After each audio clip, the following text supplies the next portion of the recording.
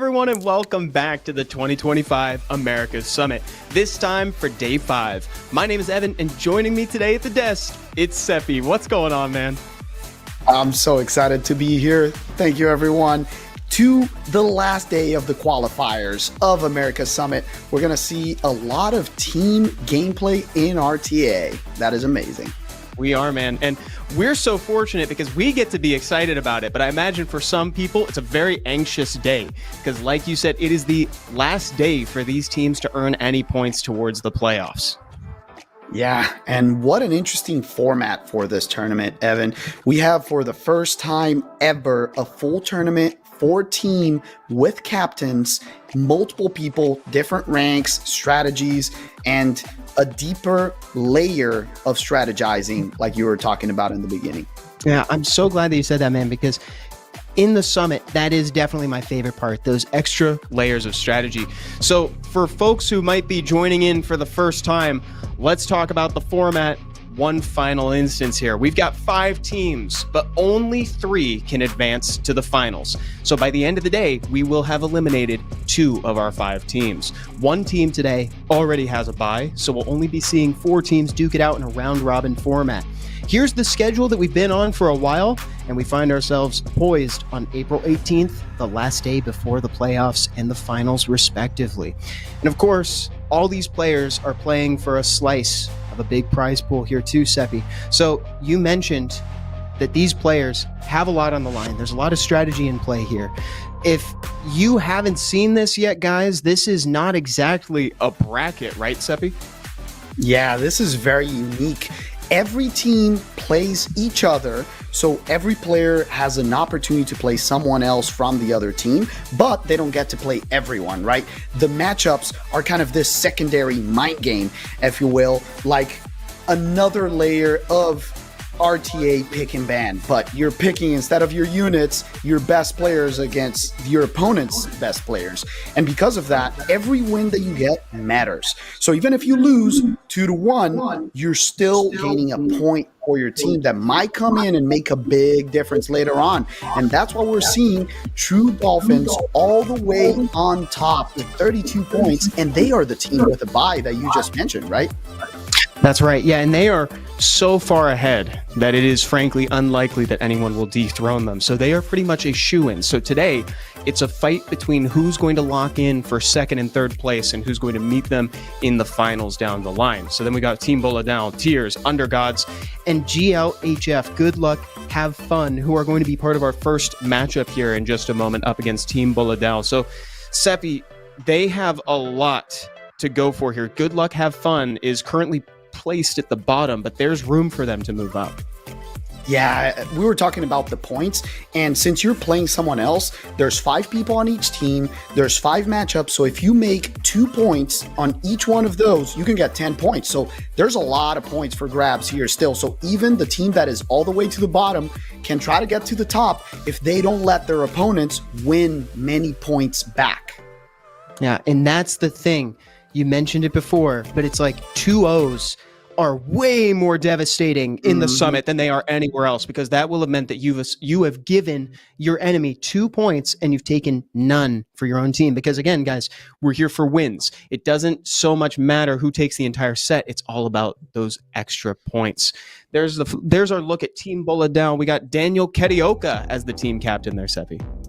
Yeah, very cool that he kind of got to pick a team almost full of Brazilians, and then our own streamer Sarah DX as well being part of that incredible team with, you know, some SWC players like Jeff Boladao, and then on the other side a lot of known faces as well with the captain Truewhale, Ladrio, another SWC finalist, and then Vinny, Badowney, and Pac-Man John, amazing streamer from the ES community. So a lot of cool mixing here of styles, and we should be seeing some adjustments, right, Evan? The cool thing is when this tournament started was, you know, a lot of changes in banning monsters and changes in the meta. So right now I expect them to try to adapt to each other because they have more knowledge about what their opponents have picked throughout the tournament. So true, man. Yeah. You know, we talk about the importance of homework in competitive play, right? In competitive forms of Summoners War. And that's what this summit has given folks. After 5 days, they know these opponents inside and out. And that's why this pick ban phase right here is going to be so important. Match number 1 is getting filled out as we speak. We got SoulsHunter getting locked in, our resident Souls fan who goes by Artorias in the matchup. Badowney and Vinny. And SoulsHunter right now is rocking a 29% point win rate here, Seppi. Yeah, very, very, very cool, Evan. I think it's going to be interesting to see how this matchup, like the choices right now. I don't know if people at home can hear them. We can even try to speak a little bit lower to hear some of the strategy. And by the way, they're not seeing this live. So once you see your opponent and you know the playstyle of SoulsHunter, are you going to try to put someone already that is a good matchup so you don't need to worry about using one of your Angel Mons, which are a very interesting mechanic added to this that is unique to the American Summit. You want to tell people a little bit about how to use the Angel Mon? I would love to, man. The Angel Mon mechanic is another layer on the strategy. Before you even get into a game, you're already playing mind games with people. So right now, you're watching them fill out this pseudo pick ban phase with players.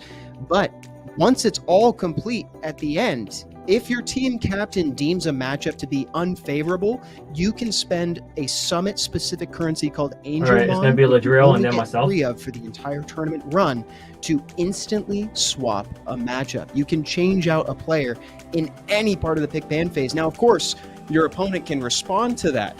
And what's important to note here too, Seppi, is that every team involved has at least one. Actually, they all have 2.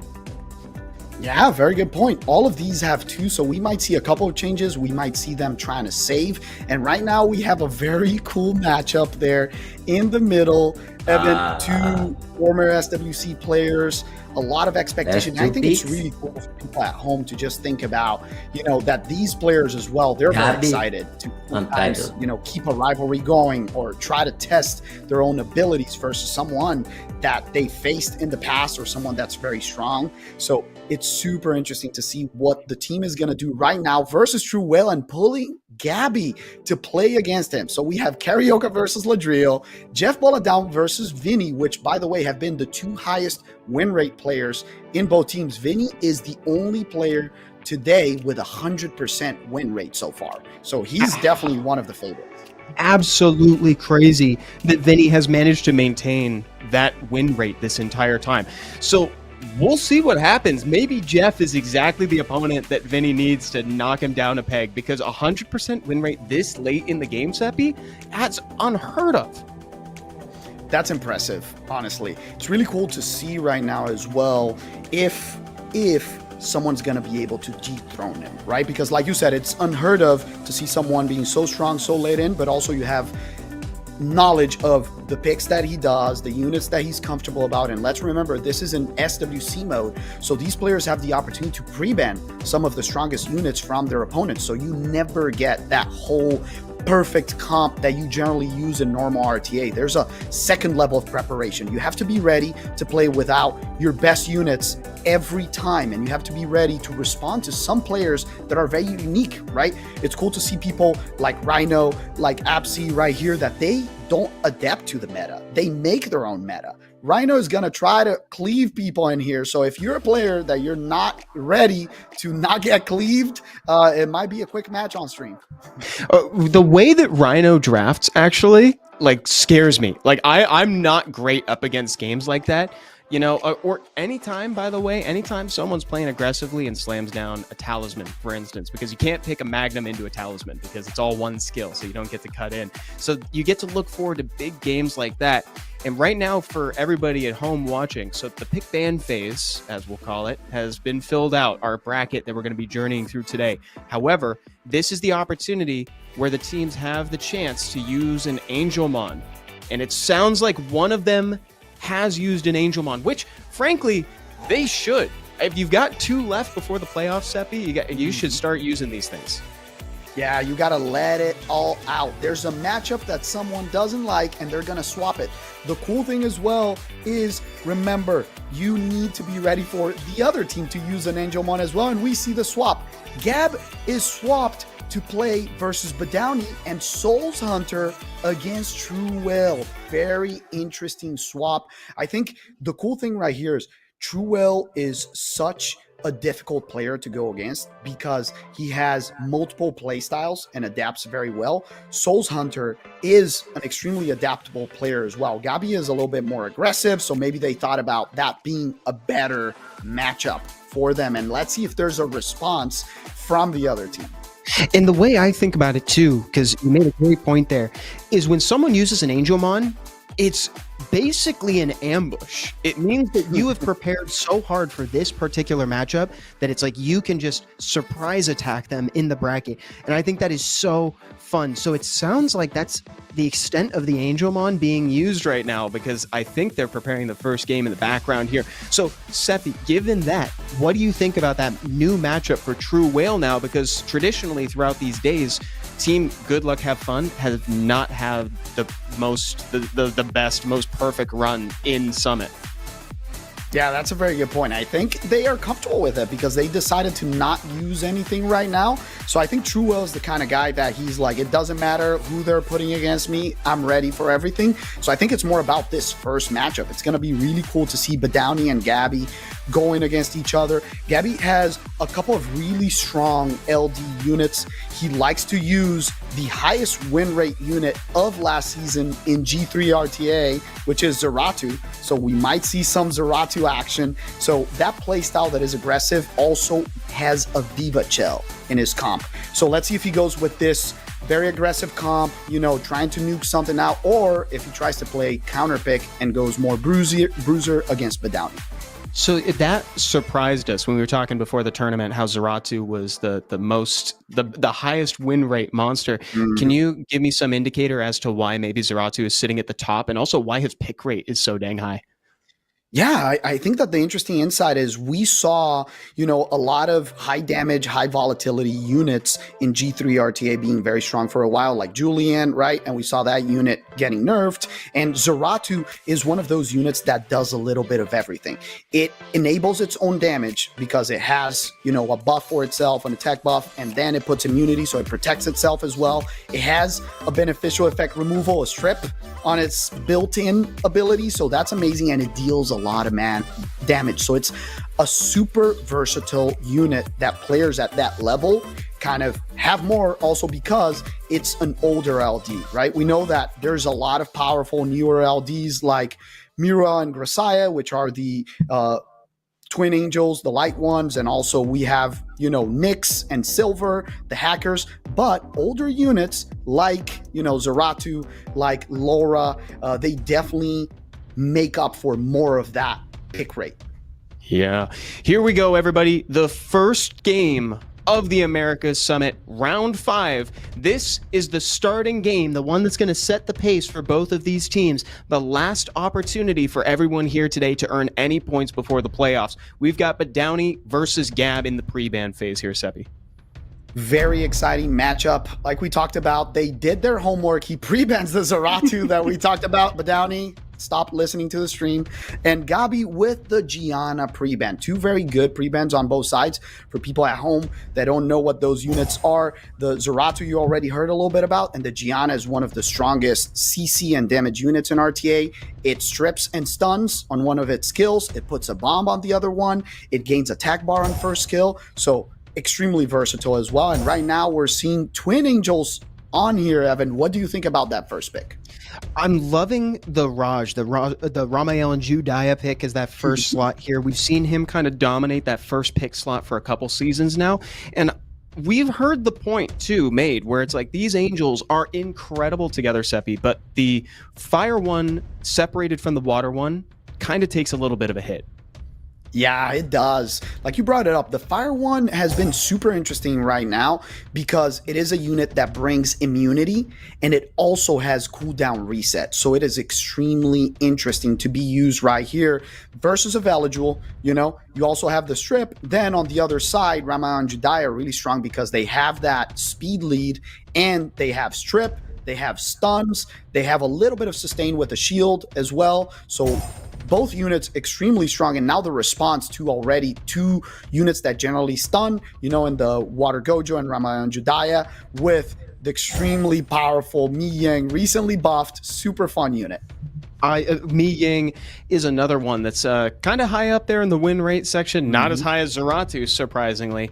Kind of difficult to play against here, but Gab seems to have a plan here, and slamming down that Fire Cassandra, otherwise known as Federica, at the end is also highly threatening. Yeah, that unit is so strong because it has an ignored defense that just is unique, because generally units that have that much damage and volatility, they don't have survivability. But she has a passive that whenever you attack her and try to kill her, she kind of evades death, has a invincibility and a vampire buff effect, so she can heal back up, and that was a must ban, honestly. So great bans on both sides. The Abelio as well brought in a lot of healing, a lot of sustain, and let's see what happens with the Laura taking turn 1 right here, going for the strip with a skill 3, gets it. Do we have a proc? Yes, sir. Going for the stun and gets a double stun already, Evan. Laura still performing so well. It's like, calm down. I don't know if she knows that she got nerfed yet, because that was looking like a monster performing in her prime. Here comes Oliver, ready to reset somebody. Notably, you cannot push back the attack bar on the Water Gojo, otherwise known as Jurgen, over there. And now here's those Fire Twin Angels, Sebi, who have been making such a strong impression. Very good note, Evan, because of his passive. And he comes in, gets the stun, the impressive beneficial block effect on the Mi Ying, keeps it protected from it, but the Oliver is just so punishing. This proc to get a reset on the Velaju is huge, because now the Velaju doesn't have immunity to protect his team. It doesn't have the heal, and the Laura is carrying this match on her own. She got stripped, she got stunned, she has the sleep on skill 1. What can this monster not do? This is pretty incredible. Badowney did such a good job in the draft, though, Seppi, because, you're looking at what Gab brought to the table, and the predominant source of damage didn't leave the pick ban phase. Yeah, I agree with you. There was one very strong pick, but it felt like Gabby had more problems on Badowney's side that he couldn't address, right? We knew that once that Laura came in with a speed lead, he was put against, do I ban the speed lead and try to outspeed, or ban the Laura and try to get rid of initiation? But he opted for banning the Abelio, which was a lot of sustain versus his team. I don't know if it was the best decision in here, in hindsight, but at that moment, I think maybe he thought that the Cassandra was getting through and he didn't want to cut from the Abelio. That was my read too. It's like you ban the Abelio because you don't want him to cut in after your Federica takes down a unit early. So it was a slight maybe miscalculation from Gab, but we've still got opportunities to turn that around. This is best of 3 the whole way through, but that means with Badowney taking that win, there's already a point on the board for GLHF today. Yeah, very good point. He does get it, and right now pre-bans on Hagang, one of the best counter units in the game, has a passive that whenever you or any of your allies is stripped, you or they gain attack bar. Now the stealing of units starts. One of them takes away the Ramayan Judaya, and on the other hand, the Fire Twin Angels are taken. So I love that they're not letting their opponents abuse and keeping both of them on the same side of it. Yeah, nor should you. I imagine that that's going to be a fight that we see throughout a lot of pick ban phases in the tournament today, is just separating those Twin Angels, because they are so powerful together, Seppi. Yeah. What's really cool about the Water Gojo right here is that it's a unit that also enables itself, right, with the self defense buff, and it's a unit that deals damage based on defense. The problem right here is that Badowney is going really aggressive with a Han that is a dark speed lead and helps the Gianna. So turn 1 trying to strip, stun, control, and kill something. Very fast units. So Gabby responds very quickly and very well with a high base speed unit on the Etna and a 33 speed lead on Oliver that was on the other side on the last match. And, it was clear that Gab had in their head, like, I want to maybe dabble in turn 1 last game, because of the Fire Puppeteer. But this time, now with Laura resting in the pre-ban phase, you can tell they're going all in on that turn 1 play. But Downey taking a step back here and yielding that turn 1, bringing instead Xingxie and Ragdoll, Seppi.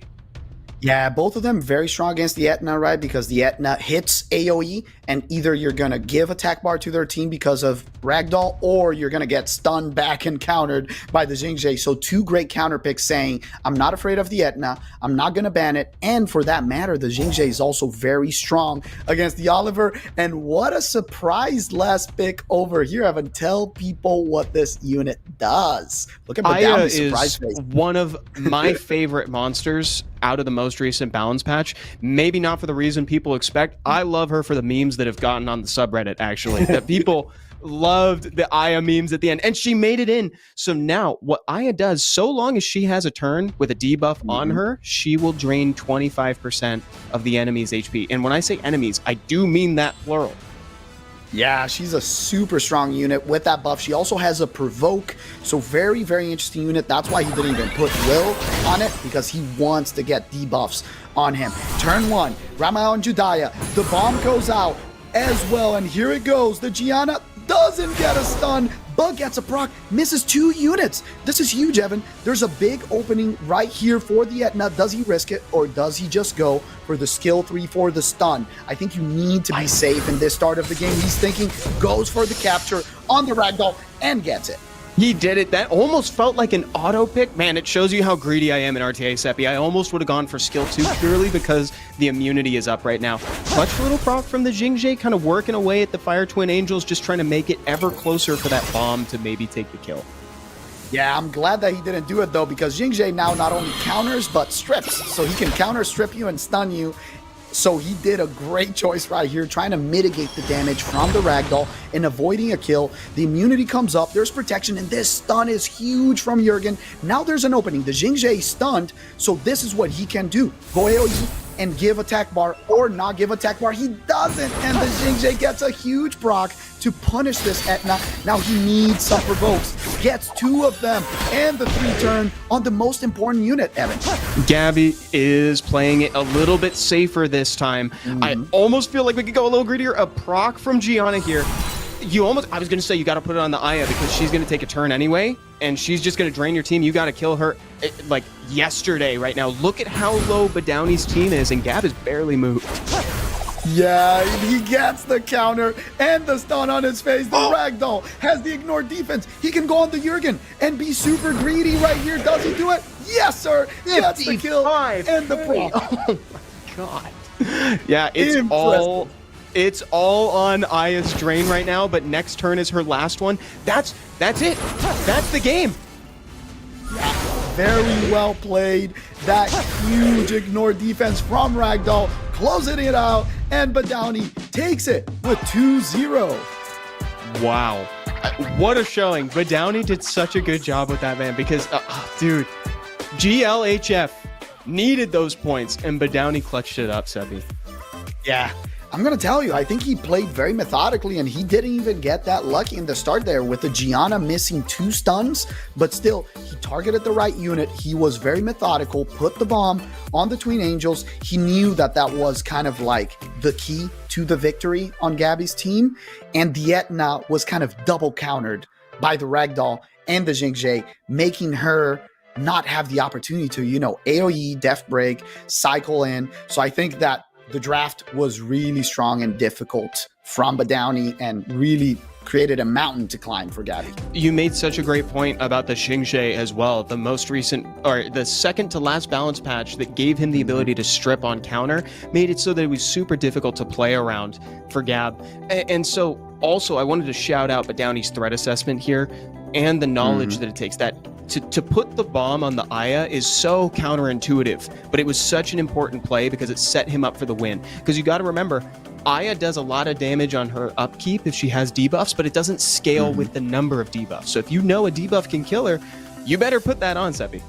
That is a very good assessment. I agree with you. And I think he kind of guaranteed that he had the late game in there as well. He had a lot of tankiness, removed the sustain, and the ignored defense from the Ragdoll was pretty cool. So I think that was definitely one of the keys to the victory. If the Ragdoll wasn't within the 30% to use skill 2 and ignore defense, as we know, like him and his brother Leo have, he wouldn't have been able to get rid of the Jurgen, and maybe this game would have gone, longer because that unit has a lot of survivability. Yeah, a lot of survivability, and something that you talked about before we went live today too is that he also scales very well into the late game because defense is one of the few stats that doesn't change as the game ages. That is a very good point, man. Yeah, we know that RTA, and for newer people into RTA, that when turns pass, the HP goes down and attack goes up, right? Trying to accelerate the end of a match. So it's very different from Arena where that doesn't happen. And the biggest impact of that is that units that are based damage on HP, they get weaker as the game goes on. Units that deal damage based on attack get stronger, and damage dealers based on defense, they just get that much more powerful, right? Because the HP goes down and the defense stays the same, so they deal more damage relatively to that. You really start to feel it as the game goes on. So, folks, we've got some important stat changes too, because now Badowney has officially earned I guess we should say the commendation that now he's earned more points for his team than he has given with that last win because he got a 2-0 there, Seppi. Going into that game, he was sitting at like a 43% win rate, so that 2-0 is great for his stats as well as his team. Yeah, and that actually dropped Gabby to the opposite with 5 points earned, 6 points lost, but he's still at a 50% win rate because he had won 2 full matches and lost only 1. So he's doing pretty great in here. It was a difficult matchup for him. They kind of swapped it last second. So let's see if that swap of an Angelmon is really worth it once we see the last match of this battle when they face SoulsHunter versus Truewhale. And for folks in chat as well, this is a really big match to watch because, again, Vinny is sitting at a 100% win rate so far. He's earned 6 points for his team and given absolutely 0. So if Jeff can take a game off him, that's going to break his tournament record so far.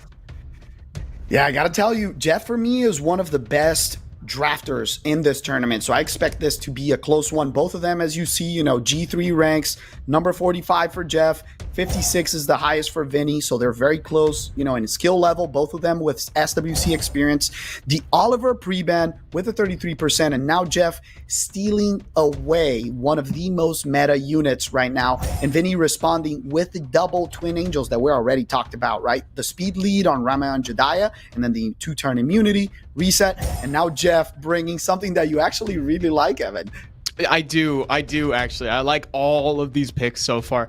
The wind macaroon guard, and also the Hagang, I have to say. Mm-hmm. But what's so funny to me is that Jeff prioritized the Irene over these, and I get it. She has been incredible this season. Mm-hmm. She can basically do what Jogun did. She can just put someone away. She can literally exile someone. Yeah. She also has an extremely unique buff that reflects harmful effects. Yeah, and that it forces you to attack that person, right? So it's such a strong unit, especially if you put it on Violent. And the response from Vinny is in a recently buffed unit, Okeanos, that has been making its way back to the meta. Right now, not only Okeano stuns in AoE, but also now his strip has double opportunities to reset on skill 2, which has made him that much better. And Jeff reveals why he didn't care about first pick speed lead. He picks Vert Leo to close it out, which are very strong. Leo, remember, puts everyone else behind him in speed. So if you rune a Leo with 0 speed, you have, the 100 base speed and the towers. So 115 base speed, and then you have everyone else slower than that. And that's why him paired up with Vertihil is extremely powerful, because the attack bar increase is that much more stronger. And this was finishing the up plan. with my favorite unit, Kitian Desheng. Dude, that is, and he's also one of the highest win rate monsters out there right now. But notably, what's your experience with Kitian Desheng up against a Leo? It is not great, because one of the most powerful things that you can do with him is putting up a slow, right? And the slow bridging a gap between your team's speed and the other team, so you're lapping them more. I think this is going to be a Leo ban, honestly, because once you pick, the Kitian gets banned, and he bans the Hagen to guarantee that he has some stuns and control. I think there's a big opportunity for Jeff here, having the Leo and Verd on the table. If this Verd resists or get some counters, we might have a game in our hands, Evan. Yeah, that was actually a pretty good read on that ban too. Like, Now I don't think Jeff was expecting to have Leo into this game here. Let's see how it works out for him. And now Etna is going to take the second turn. He can go ahead and lock down a unit and locks down the Irene. He does it. Lots of damage. And because the Hagen is not here, he doesn't get cut. The unit doesn't get cleansed. And now Ramal Judaya has the opportunity to go for the Verd. That counters, but double glancing. Oh my God. He puts his hands on his face. Yeah, he can't believe it. And the reset from Oki goes on the Macaroon. And now he has a huge opening. So far, nothing going right. Doesn't go for the protection. Yes, sir. And the Verd counters again, but this time, finally, with the crit, one big proc right here, she will have skills back, and because of the Verd, he's gonna left Evan, so I think there might be an interesting comeback here. Yeah, honestly, I love how expressive Jeff is. I love feeling, though he really feels those missed crits. But Verd is doing such a good job with the counter right here, and that's such a clutch use of that skill 2 from Irene. So now he has to attack into the Vertihile, but he's going to reflect any debuffs that go on him. What a combo. I really like this pick and ban from Jeff. I think that they both kind of double backed each other with, banning the Kitian Desheng and then non-banning the Leo. Leo Verd is really tough to go against. He gets lucky, doesn't get a counter from the Verd, and now he has to go for it once again because he has a threat state. Last one, only one more turn of threat state going. He needs a proc, and he gets the proc with the Fire Twin Angel Evan. What a huge turn of events. He gets the reset once again. It's exactly what Vinny needed, was that proc, just to get ahead a little bit here. He has a big decision to make. I would just use third skill here. Yes, and use it on Verd. That's exactly what you do. And now Etna steals the buff so she can reflect debuffs on the enemy here. So kudos to Vinny. This is really hard to play against right now. The Leo Verd combo is pretty formidable, Sebi. Yeah, very formidable, and a missed crit from the Leo. Didn't take lessons from Masha to crit on opposing element units like the Oki, and the Oki stays alive, has this, and the double stun, super strong AoE. The Verd just goes down, heads down this Verd. The Etna might be the MVP right here. This is powerful, man. And you can see Jeff is upset. He is not liking that. Look at him. He is still reeling from that. It's not the time. It's not the time to lose. Not when GLHF is already making moves towards the top here. Yeah, he has everything hanging by a thread. Now he goes for the Irene. The Etna has so much opening without the Vertihile right here. She can finish it up, goes for the capture on the Leo and finishes him. What an amazing victory by Vinny Evan, staying clean. 0 losses in this whole tournament. He has a pedigree in the Summit for a reason. A 100% win rate is nothing to turn your nose up at, man. Like, I think Jeff can do this, though, Seppi. We've talked him up a little bit here, but it's like, if you need a man who can pivot in a draft, it's Jeff. Yeah, honestly, I think the draft was very strong from both players. I liked how he prepared. He set it up to pick Verd Leo. It made a lot of sense. The Verd missed a couple opportunities, It missed 2 crits on the water unit, which happens, and then he missed a counter when Etna AoE attacked. So there were a couple opportunities there that could have turned this game around. So I don't think it was, as one-sided as it looked there at the end. No, and I agree with that for sure. I think if I had to make a claim of anything, I think it'd be that maybe there was an issue with the ban, because I think Jeff banned based on the assumption that Leo wouldn't make it in. But Vinny didn't really have any units that faltered to Leo, so I think Vinny kind of made it through the pick ban phase with exactly the team he wanted to play with. Yeah, honestly, I think that if he had banned the Fire Twin Angels and removed the immunity and the reset, the secondary reset, right, because he had an Oki, that would have been a way better result. So this time, Jeff kind of changes it up to a more meta comp, picking a Chandra, the speed lead, the hug, protecting a unit. It has the attack bar boost and the slow, and then the Veladriel, which brings the protection, the immunity, healing, death break. So a lot of good stuff on his side, and then 2 fast units on Miles with his passive that just increases that speed based on the amount of buffs that are in the field. And then finally the Etna, which is heavily countered by Jingjae and the Gyo coming out immediately after Evan. Gyo's been a really popular unit that we've seen thrown around in the Summit recently, Seppi, because she's got that passive that gives her attack bar every time somebody uses a skill with a cooldown, and that's a very reasonable ban, I would say. I like this band way more, the Gyobian band. It doesn't bother you 2 water units and the Etna. Now you still have the Jingje as a hard counter to Etna. So let's see how tanky this Etna is and what Jeff chooses to do, knowing that if he goes AoE right here, there's a big risk. So he goes and gets stun back, but he gets the stun on the immunity giver.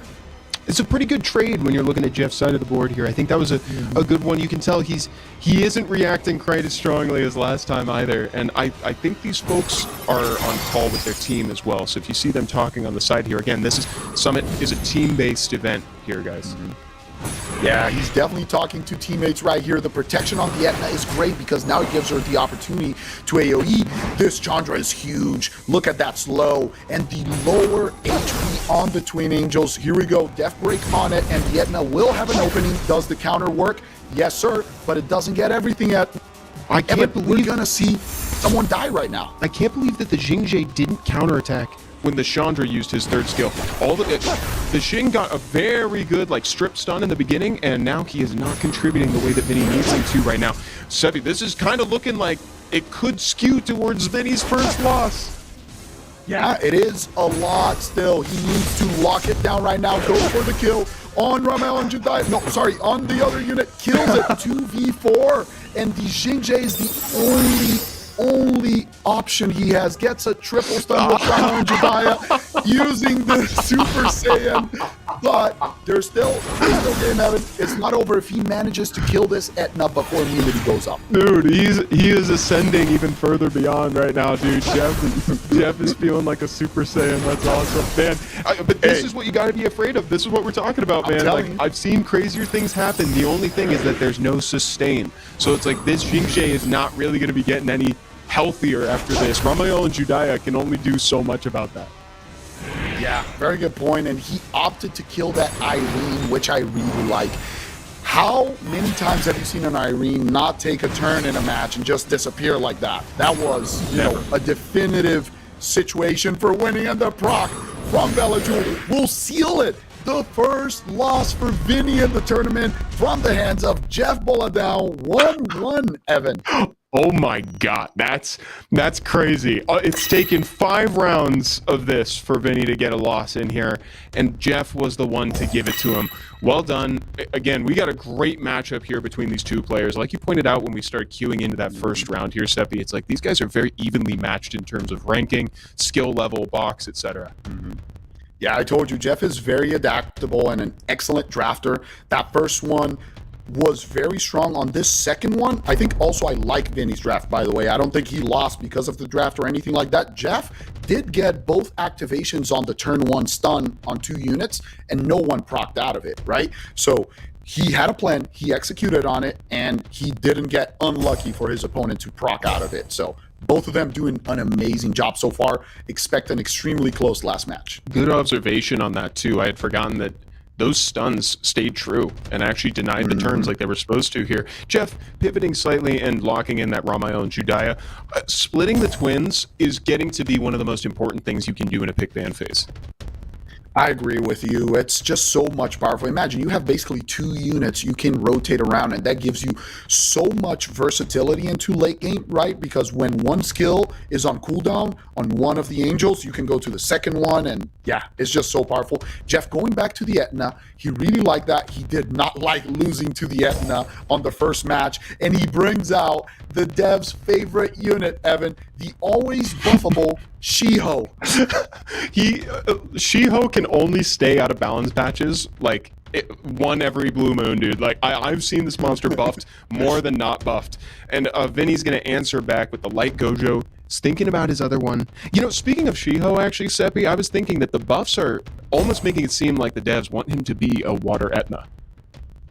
Yeah, I love that buff, actually. I think he's a very viable unit in this meta and strong against the Angel because he has a strip, he has a stun, control, and depending on how Jeff ruined it, if he opted for a Swift, he has a very high base speed, so he can outspeed a lot of units in there. I'm curious to see if it's that or if it's a Vaio Shiho.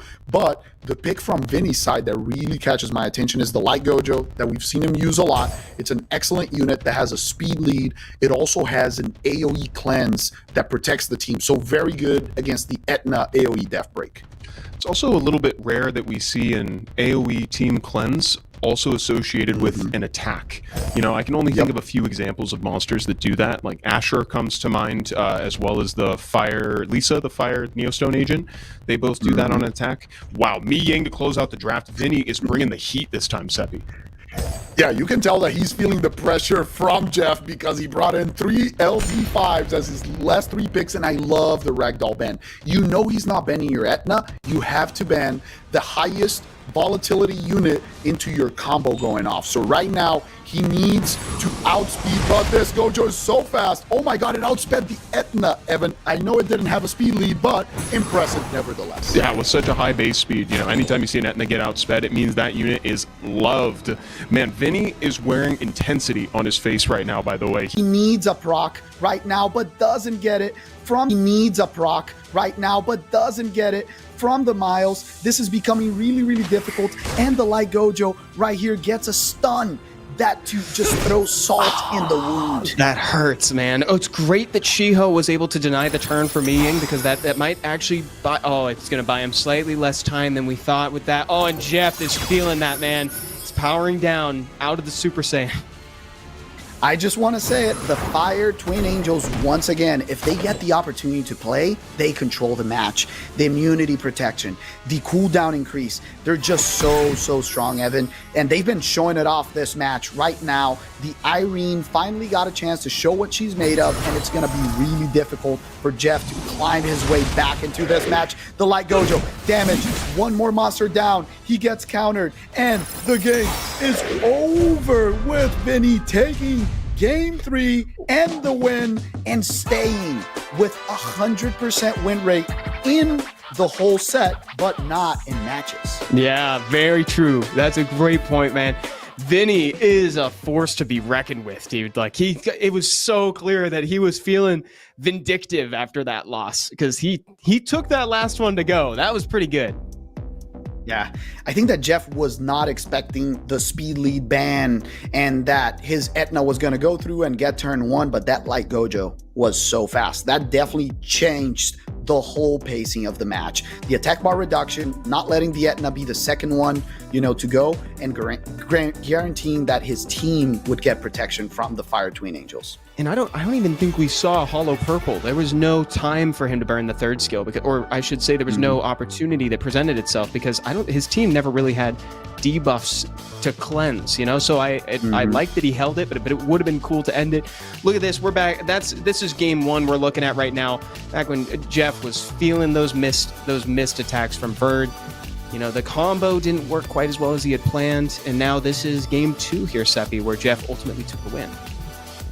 Yeah, very good draft. The Chandra was instrumental. The Valaju brought in a lot of protection. I think on this last match, he went very heavy water. A Valaju would have been an interesting pick in here, and bringing in more sustain. I think he just got very surprised by the ban, and excellent pick and ban from Vinny's side, and kind of taking that turn 1 and the Light Gojo being the MVP in that match. So GLHF is on a bit of a tear right now, winning the first 2 games. So they have gotten 4 points since we started here, while Team Boladao has only gotten the 1. So that means GLHF, if I'm not mistaken, is sitting at 18 points. Am I right about that? You are correct. They are at 18 points, and Team Boladao is at 20. So they're basically equal right now. If this next matchup goes their way, they might be toe-to-toe fighting for that spot, and in that way you kind of, take a leg up. And if the other matchup doesn't go super well for both teams with a lot of exchanged points and they are not even close to a tie, you kind of guarantee your way into the playoffs. Yeah, so now we're getting into that tricky area here where it's becoming just as important to just try to make sure you deny those points, because you don't want to give GLHF any more than they've already gotten. Man, Seppi, actually, this tells me that in between rounds here for the Americas Summit, GLHF have probably done some serious reconsidering. They've probably done some crazy training sessions to get this far.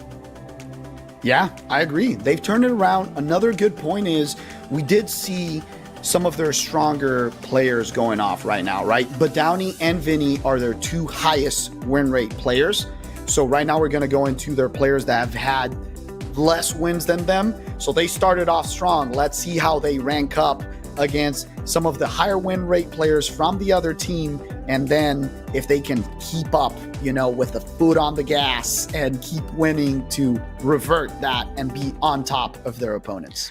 Yeah, now we're going into Daniel Karioka versus Ladrio. Wow, this is going to be a pretty cool matchup here, Seppi. We got Ladrio, who had representation in SWC 2024 and even at the finals. And also Daniel Karioka, as you can see by the jersey, has also been an SWC participant in the past. Yeah, very exciting matchup.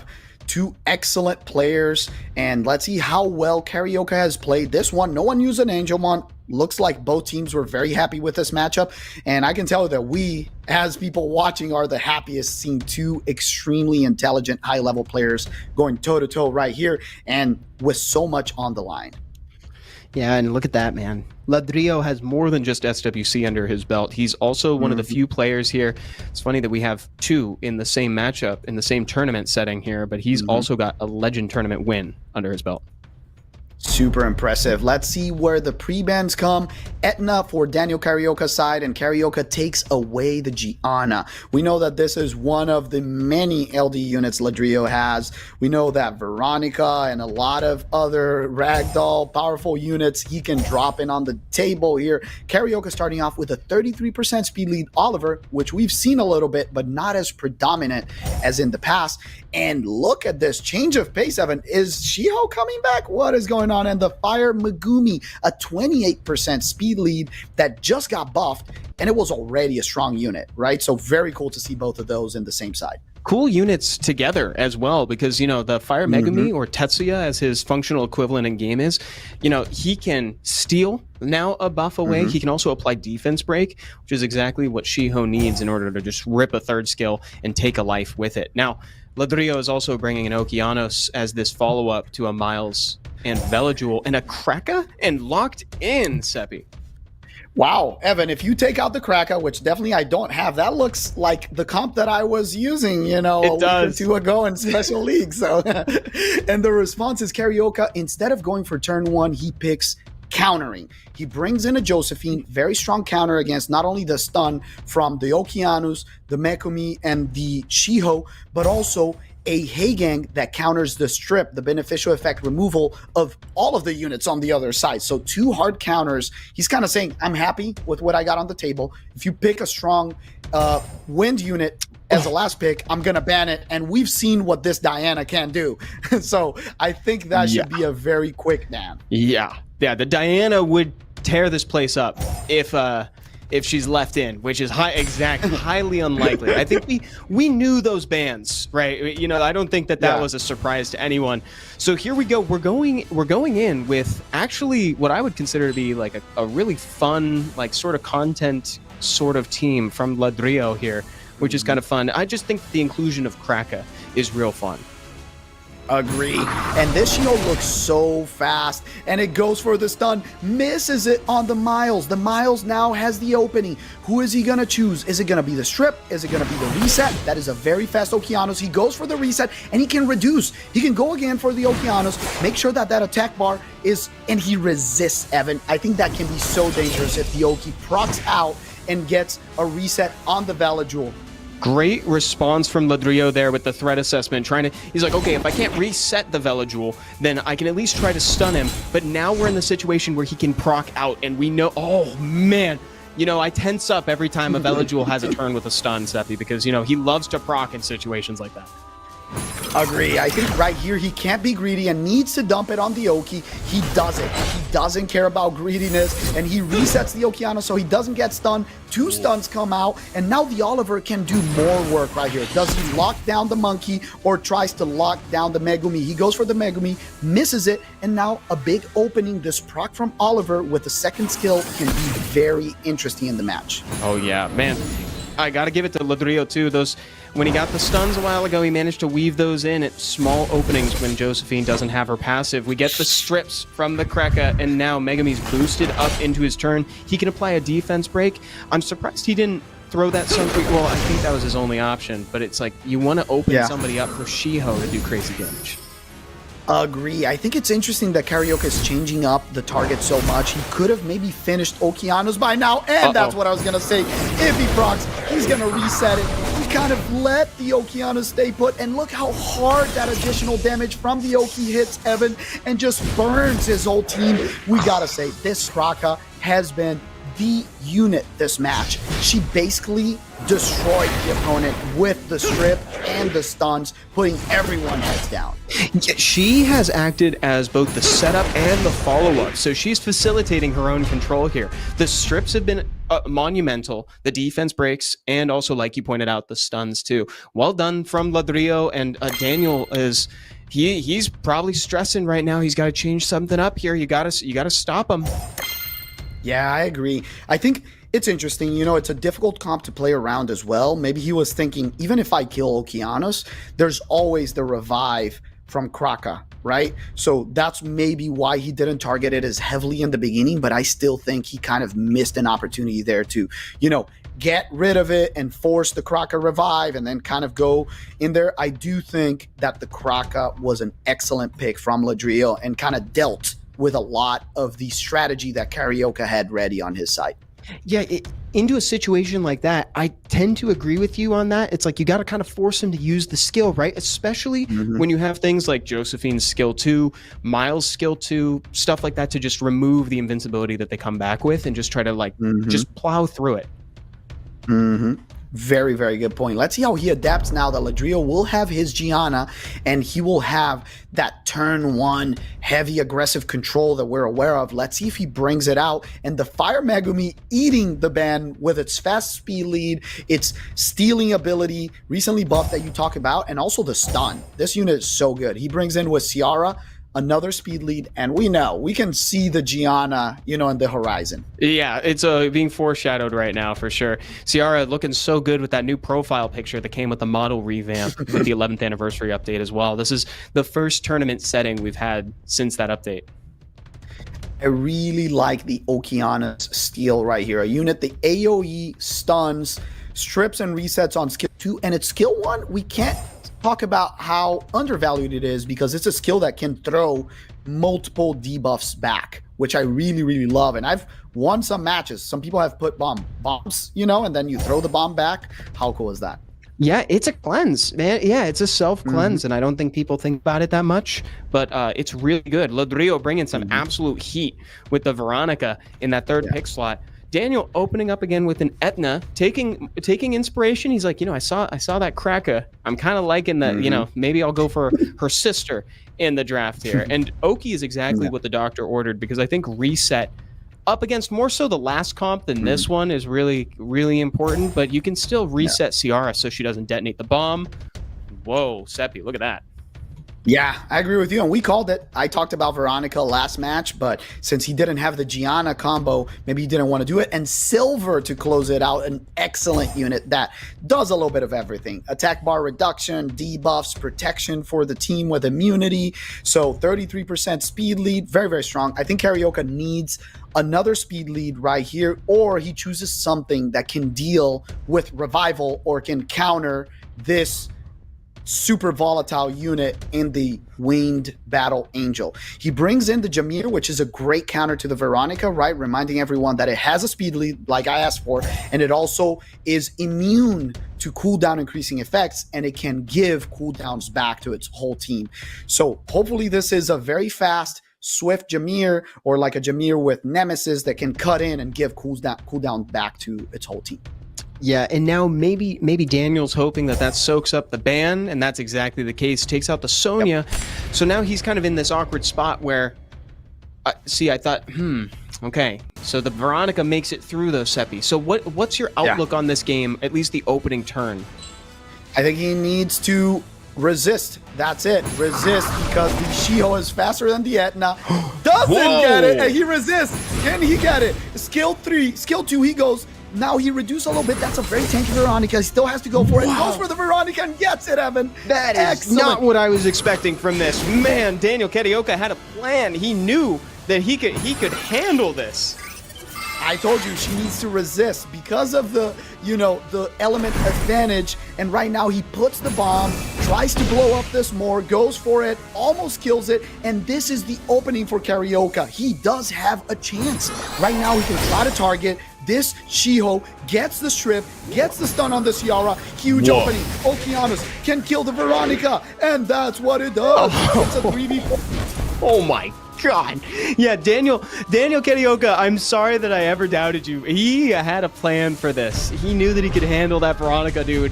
Incredible win from him. I did not think that those opening turns were going to go quite as smoothly.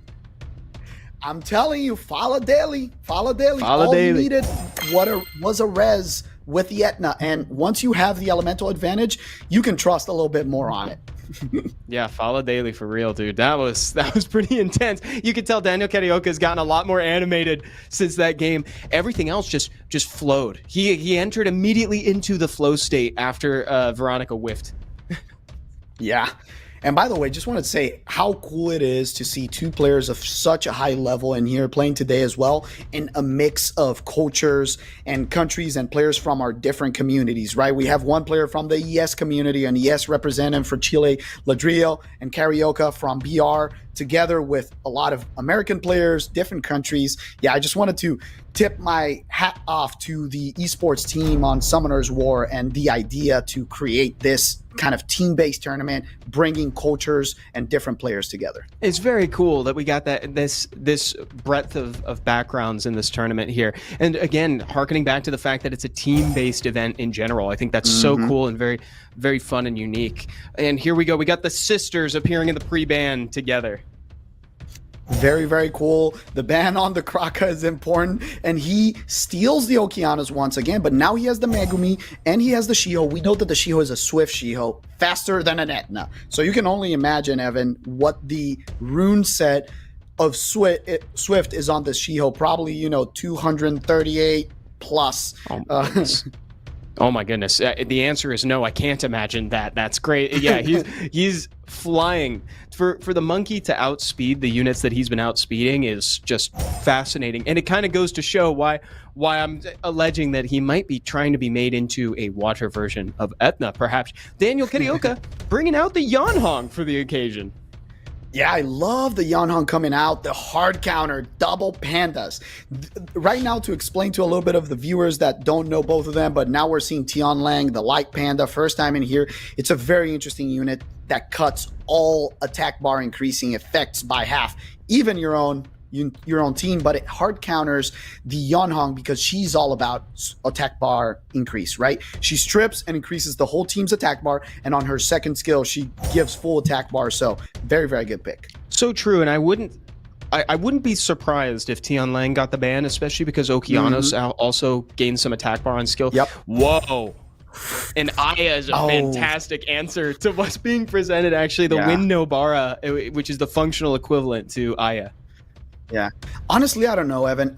In this case, I would try to get turn one, and I would ban either the speed lead or the monkey.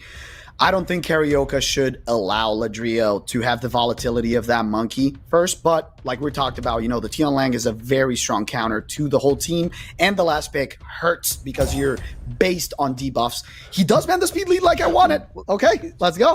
Great call. You called it, Seppi. That was a really good take. I think Daniel Karioka is of a similar mind to what you just said. It's like he needs to outspeed. He's got to get that turn one, and the Fire Megami standing in his way. Folks, don't blink. This is the last game of this set right here. Who's going to take it, Daniel Karioka or previous SWC finalist, Ladrio? Oh my God, he gets it, Evan, but he gets cut. Here we go, very fast Shiho. He can try to go for the stun on the Shizuka. He needs to control her and gets it. Right now, he can protect and he can push attack bars to try to get some reset, or he can try to go for the strip in the second opportunity so he can do some more control. One important thing is, even if he boosts, I think this panda is cutting, but he gets the proc. Oh my God, that was beautiful. It's great that he gets a second chance to this. I can't help but notice that there's only one source of defense break on Daniel Karioka's side, and that's from Shizuka. So even given the fact that Yeonhong can dish out some good damage as well as additionals from Oki, I think we're not going to see it for a while. Oh, and missing those cooldown time increases hurts Seppi. Yeah, that miss is huge. If he gets a provoke right here, that might be it for Yeonhong. He gets a huge provoke. Here we go. Can he stun the Shizuka? Misses the Shizuka, so there's a little bit of a chance the proc from the Okeanos can get some stuns, but I don't know. He's just going to give this Panda healing and a turn. I don't know if it's the best moment to use it, and he very well just waits for it. Look at the amount of HP she drains. It's crazy. She just eats your HP, and it happens so quickly. You look at your monsters and you're like, wait a minute, I don't remember getting hit that bad. That's crazy. Yeonhong is usually a very valuable monster paired with Shizuka because she doesn't have a passive to get excluded. She's got very strong skills, but now look at this half bar feeding the Tian Lang some more. Daniel Karioka is truly stuck between two pandas in a hard place right now. Yeah, that was very, very difficult, Evan. The stun on the Shizuka on turn 1 hurt a lot. And now there's a very small opening. Can the Okeanos deal a lot of damage with that death break? Can he do it? Almost kills the monkey, but it doesn't. By 1 HP, there might be an opportunity for a comeback. Can he kill the monkey? No proc. He doesn't do it. Can he get a very important reset, or does he just finish it off? This is a fast monkey. I would just kill it. He's thinking about it, man. Yeah, I think he's thinking too hard. You just kill the monkey because that thing can turn a game around for sure. Mi Ying carving away at what's left from Okeanos' life here. It's all on Shizuka, and he banks everything on the Soul Protect. He needs to reset the Panda. He does it. Increase cool time. Even if he kills the Oki, he comes back. Now he just needs to survive. He can't get provoked. He does get provoked.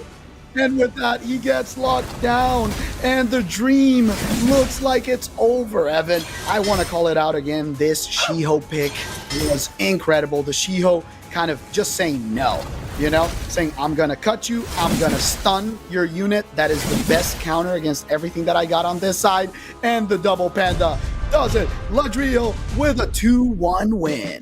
Yes, dude. I so agree with you, man. The Shiho pick early was a really good call from Ladrio. And, you know, he's keyed into the buffs, man. You know, it's like the devs wanted Shiho to get to this point, clearly, with all the buffs they've given him. And now here we are at the precipice of the Americas Summit playoffs here. The last opportunity to earn points. And now Ladrio is getting 2. Very cool match. And with that, Evan, we're seeing both teams tied, right? Or wait, 1 point off because they won. So 20 versus 21 points. It's extremely close. This is every point matters.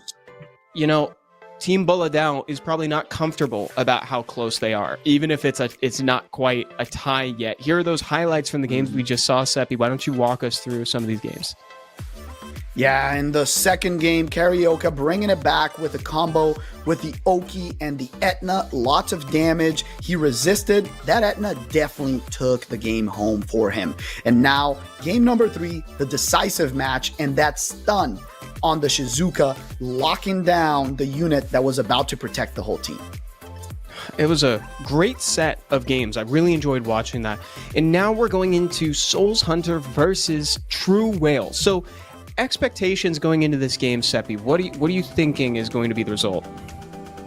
I am expecting a surprise on this one. It was the use of the Angelmon, so I think they kind of had something planned, right? And the Gab matchup didn't go well, so that makes me think that they wanted to prepare this SoulsHunter matchup versus Truewhale. So I'm expecting him to be ready to everything that Truewhale throws at him, and for Truewhale to have studied the opponent and kind of try to steal some weapons away. Not that he needs to. He has a very, extensive box, but I think it's going to be a very close one. Hopefully a 2-1 once again. So true, man, because, I was going to say something very similar. Truewhale is a household name, an America's Cup champion, a Legend Tournament champion, and more. He's been to the finals last year. Like, everybody knows Truewhale in the competitive summoners we're seeing, but that Angelmon tells me something. Like, I feel like there should be a surprise here. You don't just do an Angelmon like that to swap in, because I think that was less For the other matchup, it was more to just try to ambush Truewhale. So I'm really looking forward to what Team Boladao has in store here. We'll see if they can surprise us, but to be honest, it'd be very surprising if the ambush even works because of Truewhale's extensive history in competitive summoner sport.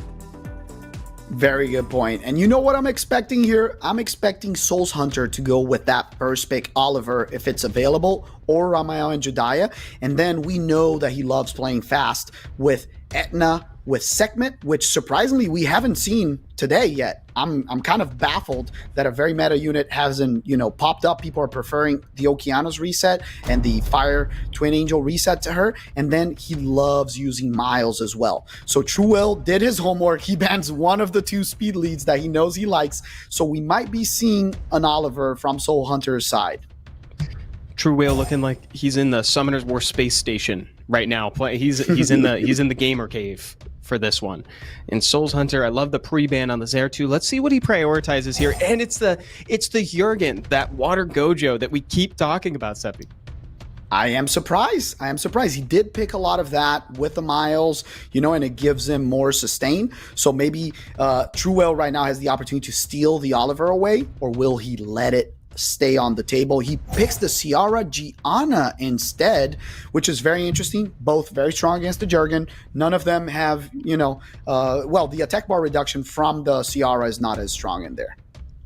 That's true, but the ignore defense bomb, like you mentioned, that's the part that's real powerful here. And now we only have 2 families in 4 slots. That's so funny. These guys are sticking close to home here. Let's see what SoulsHunter wants to bring. I was half expecting a Fire Twin Angels to show up, Seppi. That was a great call, honestly. And now he has immunity and he has cleanse to counter this Truewhale comp. Truewhale playing with his opponent, showing off, attack buff, a lot of volatility with the Dominic. Let's see if he really goes that way or if he stays on the turn 1 control. Oh, he does it. Kovarsi and Dominic. So for people at home that don't know, Kovarsi is a very fast unit that generally is built on Swift. It can be violent sometimes as well, but to take turn 1, increase attack bars, buff, and try to destroy the opponent. He has 2 bomb units, a lot of damage on the Dominic, so he's trying to, get rid of people quickly, Evan. Yeah, this is a very synergistic team. He's got 4 payoffs and 1 enabler in terms of Truewhale's draft here. Locks in a Sonya. So admittedly, the Sonya is a very confident choice, I'll say, because when you're looking down the barrel of a bunch of defense scaling units, Sonya's ignore defense skill is not necessarily the one you'd think to bring. So that tells me he's confident that the Kovarchi is going to make it through, Seppi. Yeah, I don't know. I would ban the Kovarchi. Yeah, that's what you do. You ban the Kovarchi. Now you have a lot of counters to the Gianna. You have Cleanse. You have the Pater, that can't be controlled. Right now, the question is, can this Pater not get killed by the ignore defense? Like, how much defense is on this Pater? Because even though he looks like his brother, he is not a defense scaling unit. He's an HP scaling unit differently from Tyrannus, which is a defense one. So, yeah. Let's see if he's spliced with a little bit of defense here because he's going to need it. Not enough, but he's got plenty of HP to absorb it. That's great. Yeah, he stays alive, but I don't know if it's enough, Evan. I wish he had stayed because the Gianna just does a little touch and gets rid of him, gets a beautiful stun, and it's a 3v4. Great advantage. Right now, he goes for it and misses on the Gianna, which is very important. He needs to control the Gianna. He needs stuns, doesn't get it. Now we're going to see lots of damage coming in from this Dominic. Strong unit, and the protection doesn't let him put a bomb. He needs a stun. Doesn't get a stun, gets a proc, doesn't get it again. Now he has the opportunity to go with skill 1 and save that cleanse. He needs to save it. He needs to be careful. Oh, and there you go. So now, Truewhale, it is his game to lose. Oh, and the proc from Dominic. Another unit this unit is great against defense scaling monsters because that last hit is true damage. So it doesn't care what your defense is. Bombs popping off. SoulsHunter looking so disappointed in this game right now, which I feel it, man. But it's tough going up against Truewhale like that, Seppi. I agree. He missed the reset on the Gianna and then kind of cost him the game. And I think the other thing I wanted to say, I really like the confidence on Truewhale. He was like, I don't think that Pater is built anti win Battle Angel. I think I'm going to be able to remove him off the floor. And even though he didn't with the first skill, he had enough coolness to not use skill 3 from Gianna and just go for the kill, right? Like, that shows a lot of game knowledge. Because if he had gone for the strip and stun with Gianna, he would have given an opportunity for SoulsHunter to make a comeback in that match. That was a good observation because he wanted to be extra certain that he took it out. And that unfortunately meant that Ciara took kind of an awkward turn in that game because there was a moment where it's like nobody was stripped, so that meant immunity was still in play, but it was worth it. And that's the sort of patience that wins you these games when you need it most, because just like that, Truewhale has tied his team up with his opponents. Yeah. Very good point. Well, let's see if we see more volatility, more Sonya. I love the Dominic pick as well. Lots of damage. You saw the damage that Dom did on the Fire Twin Angels. How crazy that was. Yeah, it was big. Oh my goodness, Seppi. Zeratu's back on the table with Shiho, so now he has access to 2 high damage single target strip options. Very, very good point. And the Shiho showing face once again. How unexpected is this? The Irene on the other side. Now a very good counter to all units. 3 units the strip on the left side, and Hey Gang that cleanses strip. Oh, he's rethinking it. It's also a heavy water. You know what I would love? A Jingjae. I would love a Jingjae and some sustain here. He brings the Sekhmet that is one of his favorite units that we talked about and was banned, but I would love a Jingjae against these. That's a good call. A Jing would do numbers here, especially because of the strip, you know, and so that way he gets punished if he doesn't attack him. I think that's great. Bringing a Volantis in that 4th pick slot. You know, I'm kind of missing the Hagang, if I'm being honest. I am missing the Hagang a little bit. Yeah, versus the Valance is even stronger, and he's very smart and brings the doesn't bring the Juno. Yes, Juno is the hard counter to Valantis. So if people don't pick it, he's rethinking Megumi with a speed lead to guarantee turn 1. I think you kind of like he needs a second speed lead, Evan. You can't just let it go like that. I think it's been a great shift on Truewhale, seeing that if he didn't pick a secondary speed lead, Souls would have banned, you know, the Water Twin Angels, Rama and Jediah, and he would have just eaten up for breakfast because he has 2 lower HP units that are very aggressive. And now Souls does an interesting pivot. He goes into sustain, cleanse, shields, and what does that tell you? That Zeratu is getting banned. Yeah, it's a interesting pick. Doesn't necessarily jive with what's going on, especially because it falters against units that strip. And there's every single unit on the opposing team strips. So we'll see how much of an impact that makes. If I had to make a guess, it wouldn't be crazy. Shiho taking turn 1 away from Sekhmet. This keeps happening. How fast are these Shihos? Oh my god. And now the perfect speed tuning, Evan. He's going to have the opening for the Volantis to try to control the whole team. He gets the stun with the Megumi, provokes. The Irene resists, which is huge. And I actually do really like the pick, by the way. I think he brings sustain that's going to help him hang with Truewhale. Huge proc. He can now put this on the cookie, by the way. He can just do that, and yeah, that's what he does. I love it. Well done. Man, what a play from Irene. That's exactly the situation you want her to proc in. There's exactly 2 buffs to steal. They're high impact. It's the best combination of buffs in the game, I would say, between invincibility and immunity. And so now we got a single threat state, but Megumi's going to make short work of that. Yeah, who does he reset right now? Does he not want to deal with the Volantis or the Rama and Judai? He opts for the glancing to guarantee that he doesn't get a bunch of dots. Good choice. The Death Break might accelerate an attempt for a kill in there. The only thing that I'm seeing from Soul's team, Evan, is it lacks damage. I don't see a lot of damage in here, so he needs to do quick work of whoever has that Death Break. He goes for it, reduces, but not a lot of damage once again. So true, and that was kind of a good situation for a damage showcase, considering there was a defense break in play on the opposing side. So I'm not expecting too much. I gotta say though, Seppi, I wasn't fully anticipating you to be so right about that wind cookie. That thing is keeping everybody alive. Whoa, triple stun. Yikes. This is, if he gets a proc, he can kill the monkey, and that is huge, Evan. If he gets rid of the monkey, he might be able to take this late. I love the cookie pick. Like I told you, the lack of sustain on Truewhale is very hurtful. He needs a stun. He doesn't get a stun. The cookie is going to kill it. And it's a 3v4. I'm telling you, that was a good pick. And it's easy. Wow, dude. And it's so funny to see Truewhale's reaction in real time to ditching the Shiho in game. That was immediately bottom left as soon as Shiho bit the dust. Yes, my friend. We have a game 3, called it 2-1. And right now is the important thing, right? Do you shift back to what worked for you in the first round in Truewhale, Evan? Or do you think your opponent now has prepared better? Does he have a better answer to what you had to offer on their first game? That's such a good question. And I also want to extend that same question to chat, to the viewers at home watching day 5 of the Americas Summit here. Who do you think is going to take this one? What do you think of the ambush that has been put on Truewhale by Team Boladao here?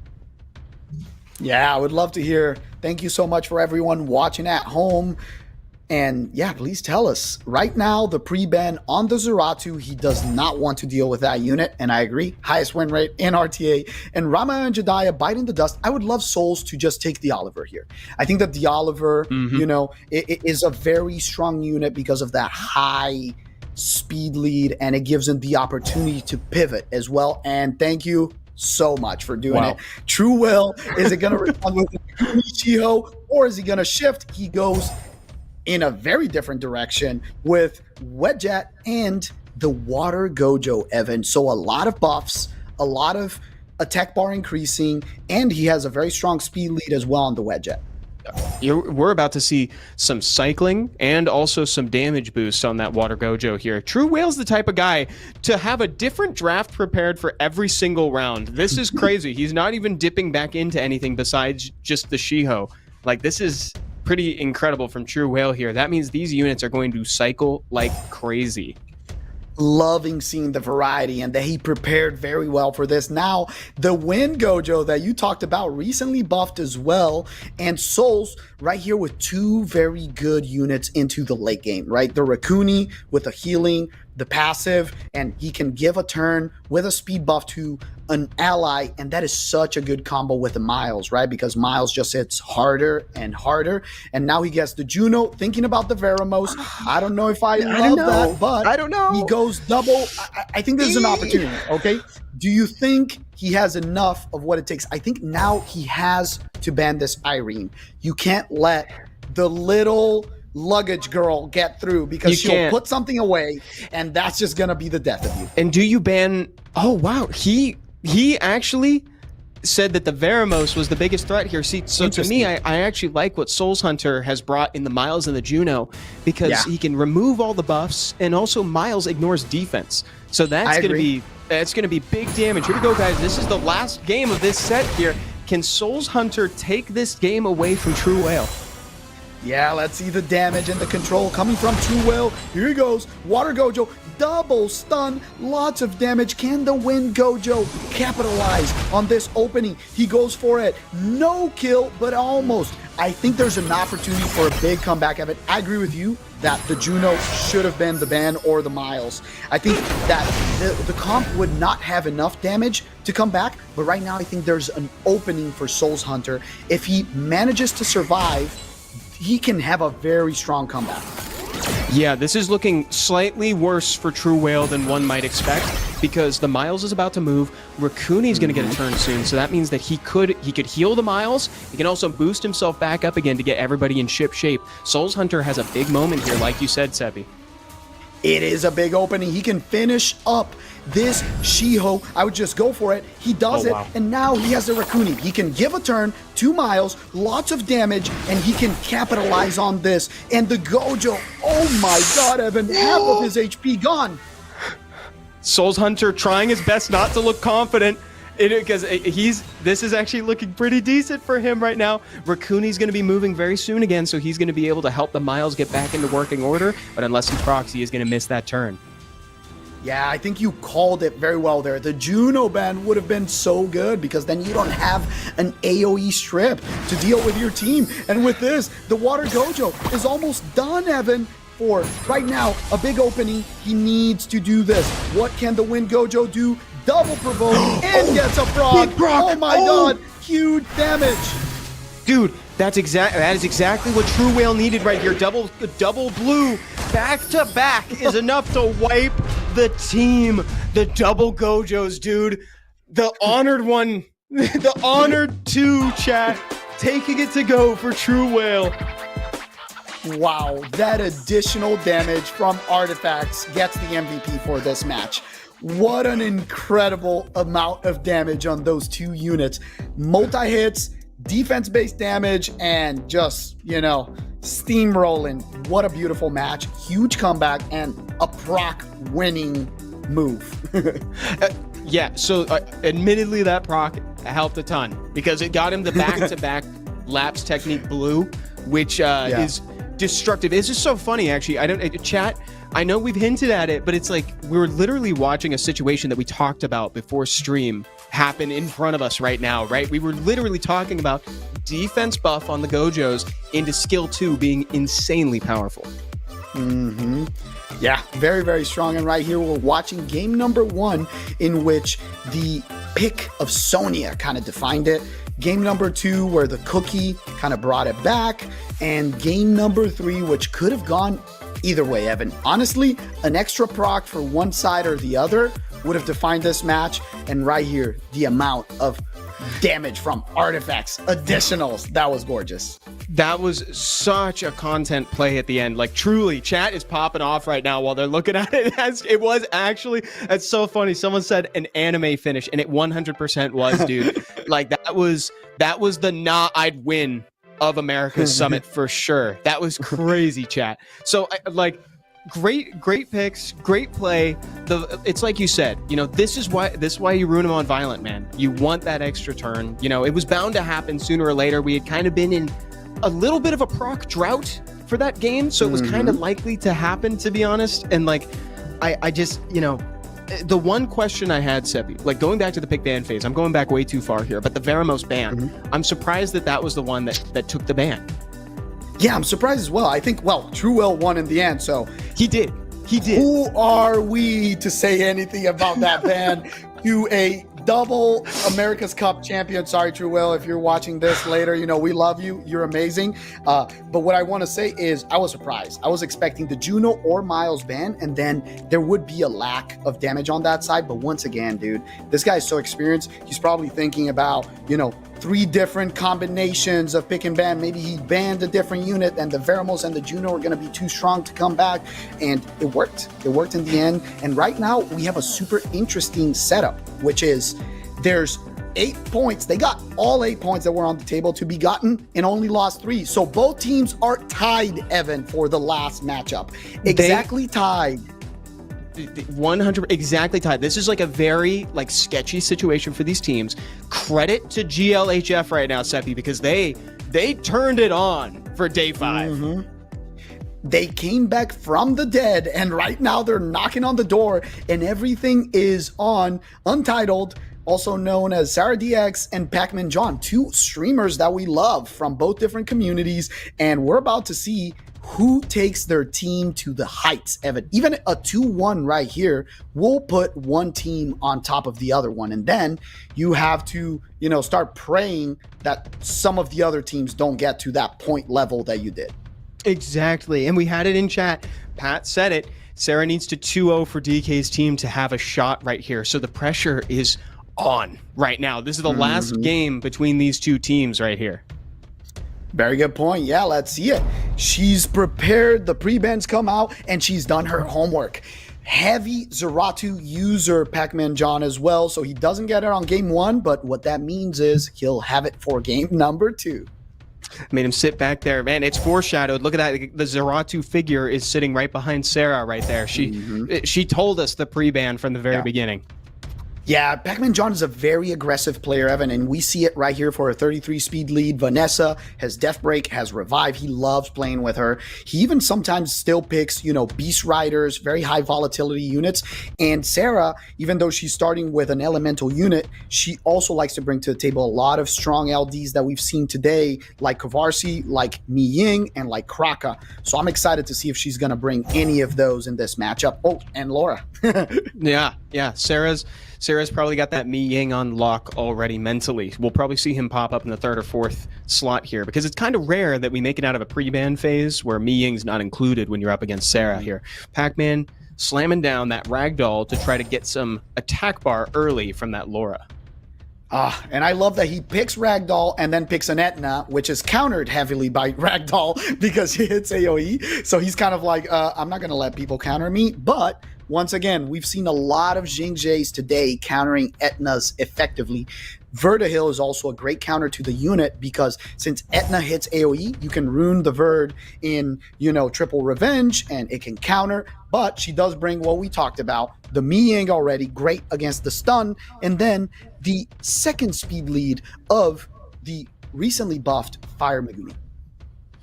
The Fire Megumi has been really getting a lot of people's attention, mine included, to be honest. He's actually one of the monsters that I had been considering to pick in the Choose an F5 event that's currently running in the 11th anniversary here. Now that he steals that buff, it's even crazier. And he also boosts a lot more attack bar. Agree. Yeah, he's so strong. I've been seeing him a lot. I thankfully have one already. And she closes out with a Volantis, which tells you they're banning the Juno? I would think so. I would think that that's signaling that she hasn't locked it in yet. She's not fully committed, but with time running out, I'd be very surprised if it wasn't him. There we go. It's locked in. I am slightly afraid, Evan, because now you have to ban the Juno, and you're going to deal with an Etna and a Miles with a speed lead. And I'm pretty sure Pac-Man wants that turn one, and he's probably not going to care. He bans the Panda. Oh, double back, and bans the Ragdoll. Whoa, that really surprised me. Yeah, I wasn't expecting that because really the only unit here that crits a lot is probably just incidentally is probably going to be Laura in that opening turn here. I'm kind of with you, Seppi. I think maybe the Juno has a big chance to turn this around for Pac-Man. I agree with you. Here we go. Turn one. Goes for it. Tanky Laura does not get stunned. Now the Megumi has an opening. Does he go for the stun on the Miles and doesn't get it? The Miles has the chance to stun right here, the Laura, and misses it. Everyone missing everything, Evan. This is pure fairness. Yeah, nothing is landing. This is accuracy resistance check the game so far, and it has been very fair, and it continues to be. There we go. Proc from the Laura. She's shown in 2 matches, and here we go. The Juno is the chance for the comeback. She misses. Doubles. Oh my God, Evan. What are the accuracies? So we gotta check the accuracies on these monsters afterwards because this is finally somebody decides to land everything, and now this is tough spot for Etna here because with that glancing on, she's not gonna cycle out as easily. Didn't want to get countered by the Volantis either. Yeah, you can't. Very well played by Pac-Man, and now the Juno's starting to take over. Honestly, if he manages to kill this Laura, this might be game, Evan. We talked about how difficult it is to play against a Juno with a Volantis on the other side. Even though Sarah has Ramael and Jediah, the Juno is so powerful with the speed buff. She hits so hard with additionals and the healing. She goes one more turn, and that Laura's dead. Now Sarah needs openings, she needs death break, she needs control, and she gets it with a double stun. The Etna, so important. The Brock, this is huge. The Laura goes for the kill. Oh, and Pac-Man John had to readjust after that one. He liked the way that played out. We're making some moves here. Pac-Man John is kind of a bit on the back foot here right now. Yes, but the Juno's coming back, and this Laura might be dead next turn. He wants to close out this Etna. I don't know if the Volantis will have enough. Gets the stun, which is huge. Very big opening. Now, Evan, we're going to see a couple of units fall. The choices from Sarah are super important. She goes for the Etna, doesn't kill, and this Laura is locked. The Laura's dead. Can the Juno start working on this Angel? Because that is the dangerous unit, and that's what Pac-Man does. Now we're getting to that point in the game where we talked about the Juno could really turn this around for Pac-Man. She's the only unit that really matters here. As debuffs pile up, you see the HP rise for Pac-Man John.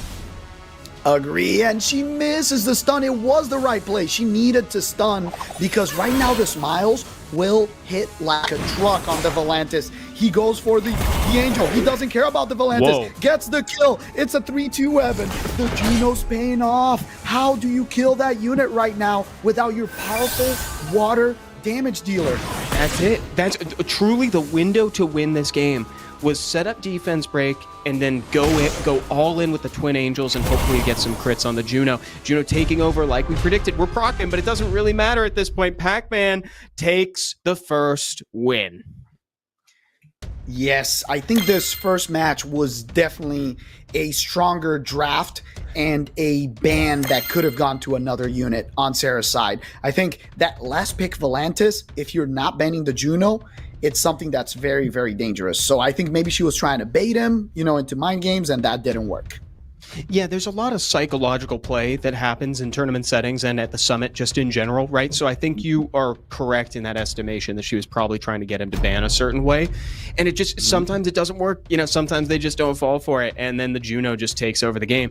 Pre-bans go out, and we got the 2 LDs from the pick bans jumping in there.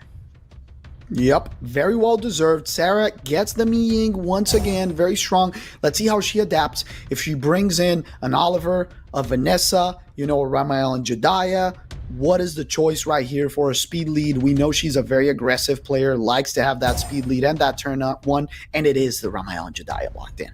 Yeah, and taking that away again is very good because I don't know if Pac-Man values that unit as much as the others do, but that has been very popular. Here we go, Zeratu finally landing. Will it make it into the game though? That's yet to be seen.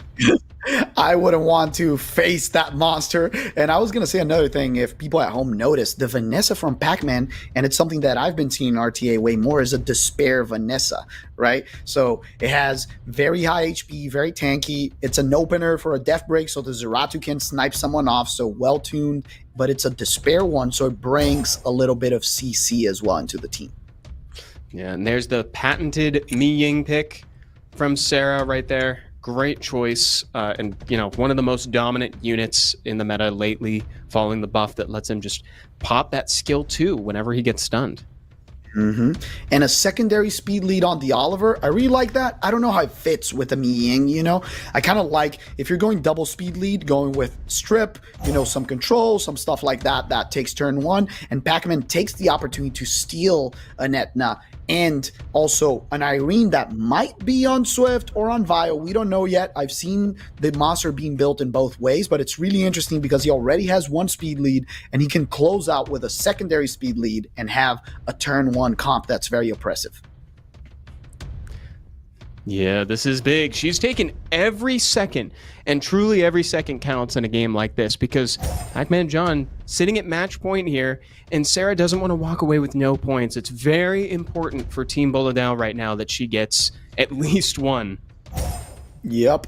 She gets a triple speed lead right now, so she's definitely having a speed lead in this match. And the Juno last pick versus the Volantis once again. The question right now is, if he bans the Panda again, can you kill that Juno? And if you don't kill that Juno, right, if you're banning the Juno, you will have to take the full combo to the face. The speed lead, Etna, Irene, Zeratu. So, yeah, it's a difficult spot to be.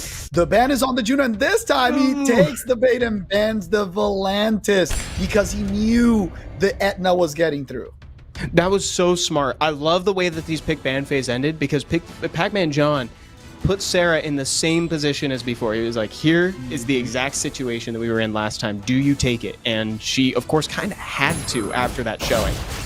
Yeah, you had to. Good move from both of them. Goes for the stun, the cut from the Megumi. Can he get a very important stun? I would go for the Zeratu and not let him move. And yes, it. Beautiful there we go. proc, Evan. Oh my god, making moves right here. Double stun. So many defense breaks set up here, Seppi. Yeah, great ban from Sarah this time, taking the front foot and gets a huge proc from the Oliver. The Oliver with third skill again increases cool time on the Etna, and there's a huge opening, Evan. He can remove 2 units right now. I would just go for the kill on the Etna first, and if you proc, you can finish her again.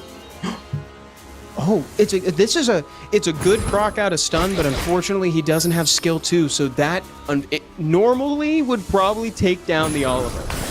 Yeah. Goes for the Etna for the damage. The Etna doesn't have any skills, but you want to get rid of it quickly. There's a huge opening for Rama and Jediah, needs stuns, and gets 1 on the most important unit. That is huge. That is a big move for Sarah right now, because if If you're only going to land one, you want it to be on the Zeratu. Here we go. We got Fire Megami applying defense break, trying to get some damage in. Sarah playing this so methodically.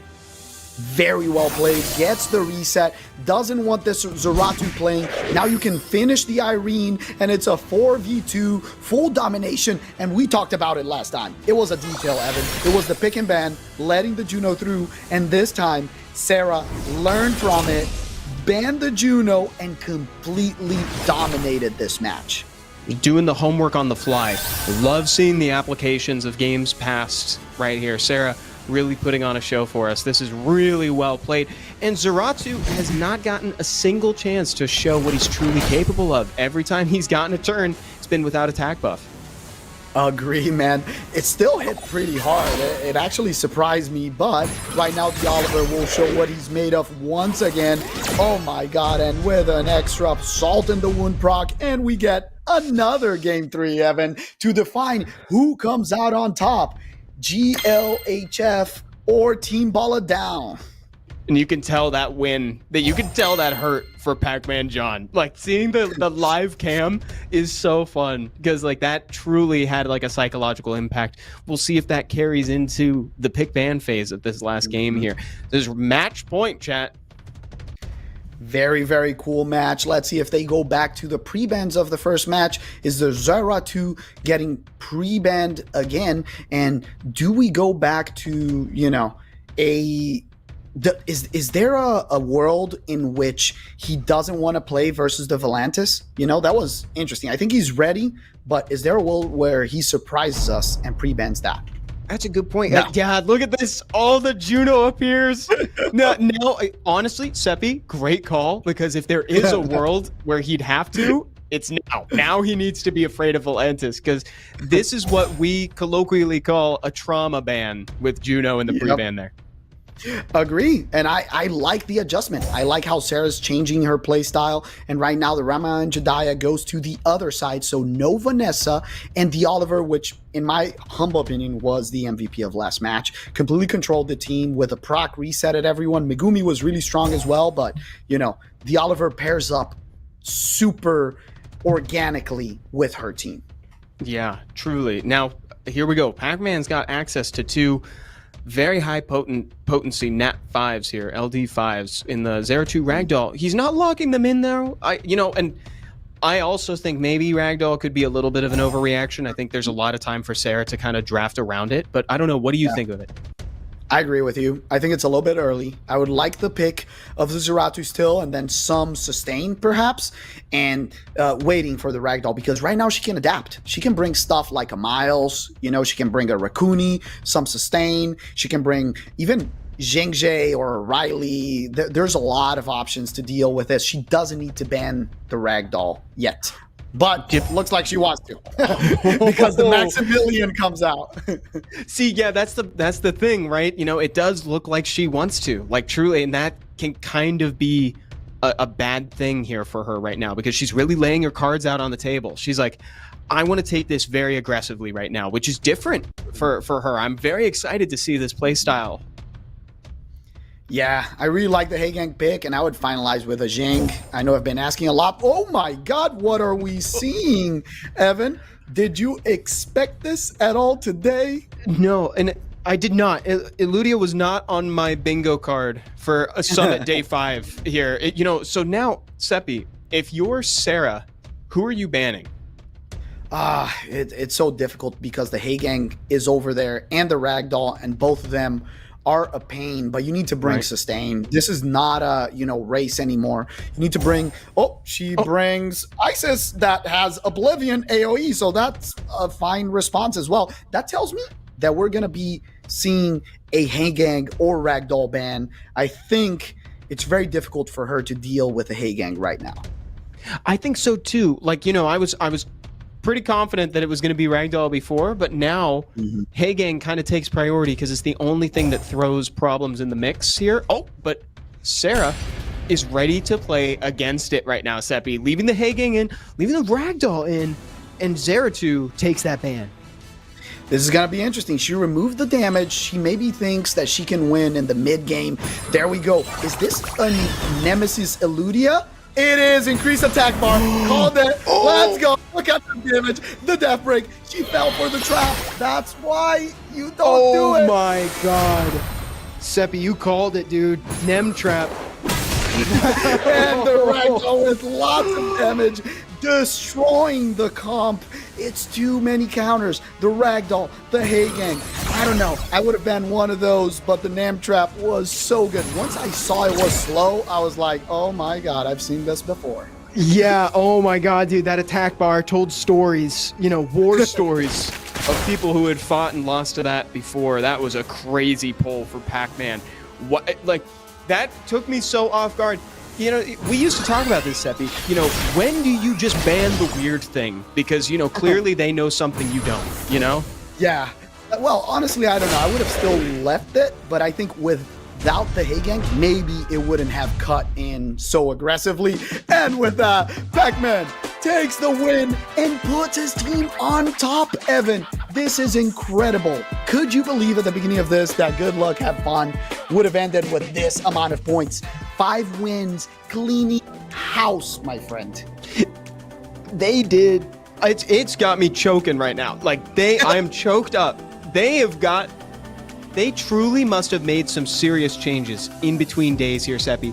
Because, dude, 5 wins in the 5th round when it matters the most? That's crazy. Yeah, that is amazing. They got 10 points. So 5 times 2, 10. They didn't let their opponents cash in on 2 points on any one of the matchups. And we talked about it when, Team Boladao used the Angelmon, and we saw that Good Luck Have Fun was very calm and didn't decide to use theirs. Now we know why. They were comfortable with those matchups. Yeah, they had a plan in place. Very well done. And here are the highlights for the games that we just saw here. Great show from both players. Loved watching Sarah compete up against Pac-Man. That was a really cool matchup. Well played, well tried, and also great job to Pac-Man. Yeah, both of them battled excellently, and the recovery, we were talking about Sarah, and she adapted so well in this game too, right? Like getting rid of the Juno, not having to deal with that, fully controlling. But in this game number 2, I think they were number 3, sorry, they were too many counters, and the trap on the Eludia masterfully placed by Pac-Man John. Look at that clean sweep. Now, bear in mind, those ones really do matter, right? Every win is a point towards Team Boladao, but GLHF has truly shown that they can grow together as a team and overcome the mountain that's in front of them and reach the summit. This has been a great day 5 so far, Seppi. Oh, so exciting, man, to see unexpected changes like that with this win. So Good Luck Have Fun getting 10 points. So they went from 14 to 24 points. And then on the other side, Team Boladao only got 4 points in there, so to 23. So they're 1 point behind right now. Yeah. It's very hard to think that mathematically one of the other teams is not going to get there, right? Because Undergods has 15 points. So if they win them all, they can get to 25.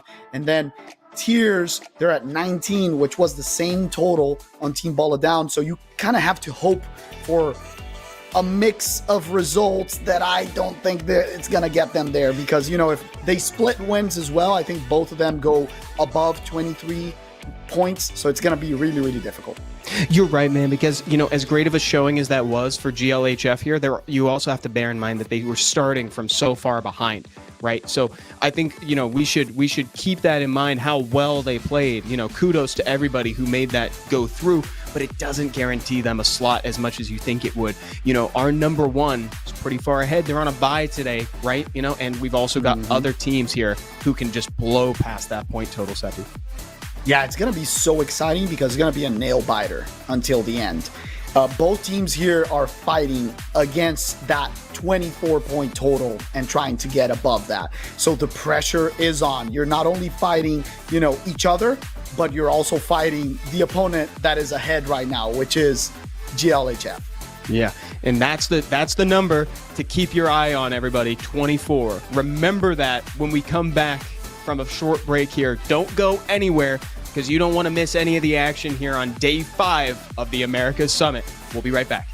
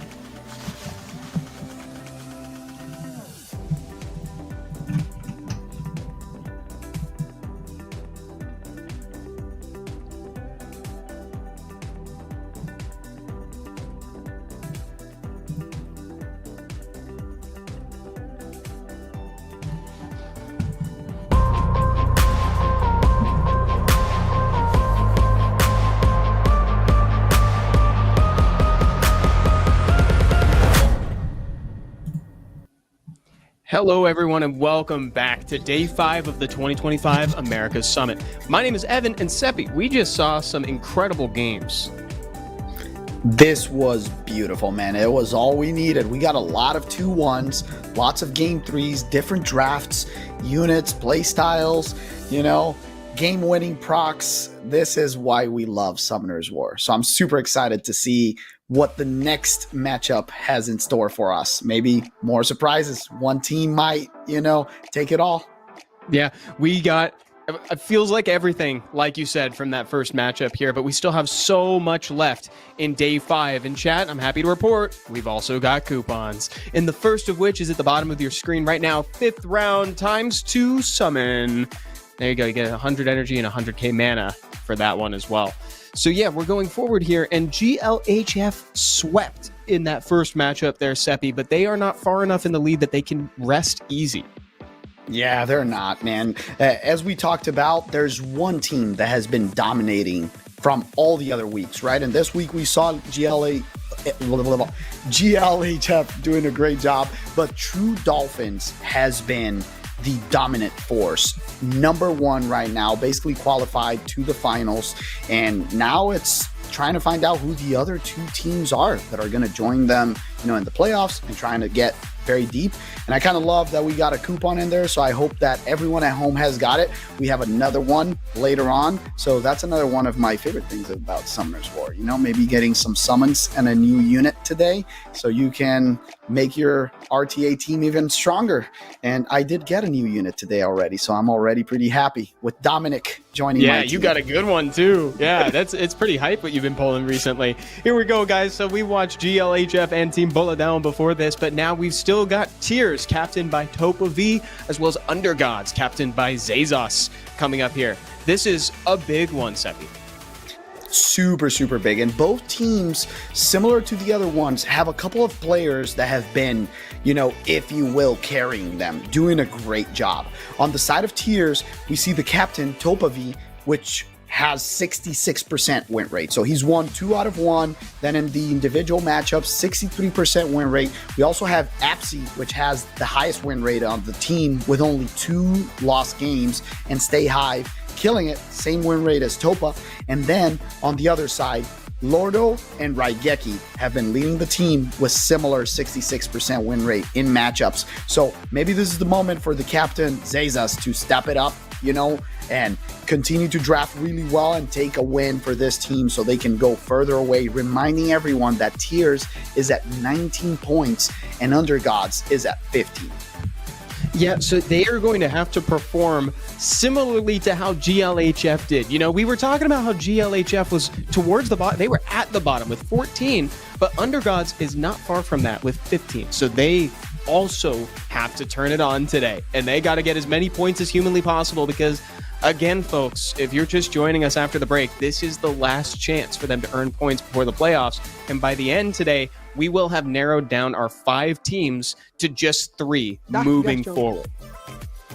Yeah, and look at them strategizing over there. We have 3 BR players, 1 yes speaking, and Raigeki's probably, what are these guys saying if they're not speaking English? It's so true, man. But they are, they've probably prepared for this. They've got to, and now they're talking about who to place in the pick ban phase. Dark Garchomp is the first one to get set up there, so presumably that there's no Angel Mons being used towards the end.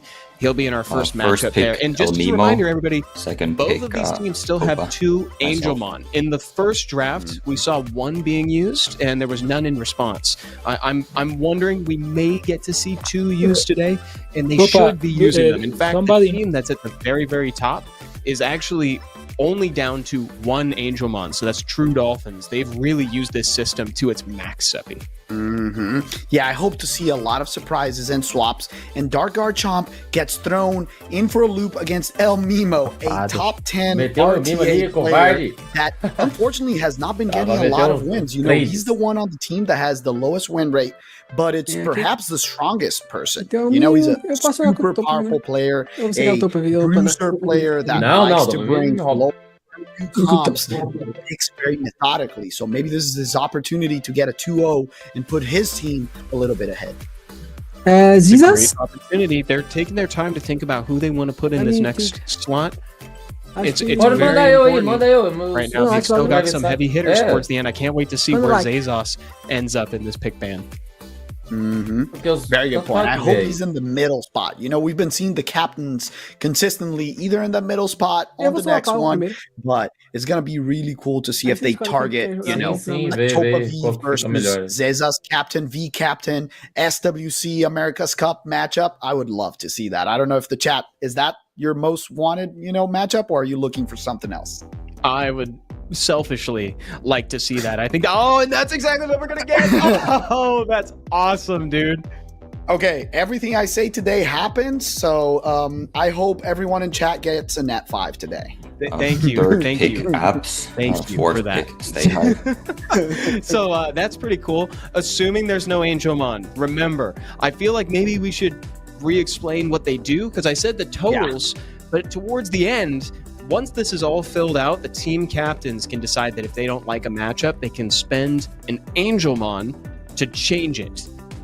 Mm-hmm.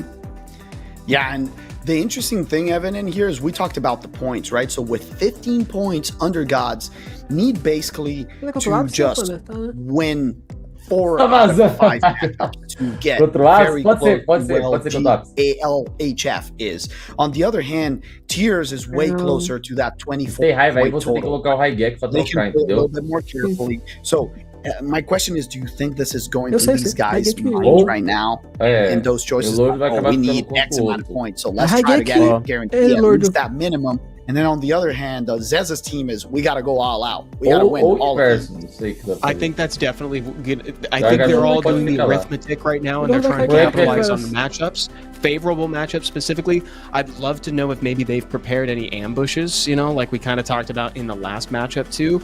But Undergods might be sweating a little bit. You've heard us throw around the 24 number, and that's where GLHF ended up, and that's kind of where you need to surpass in order to get in the top 3. Mm-hmm. And we have our matchups. Let's see if an Angelmon comes out to swap something. So far, very exciting stuff. Okay, nothing so far. Nothing Evan? so far. We'll see. We'll see what they want to do.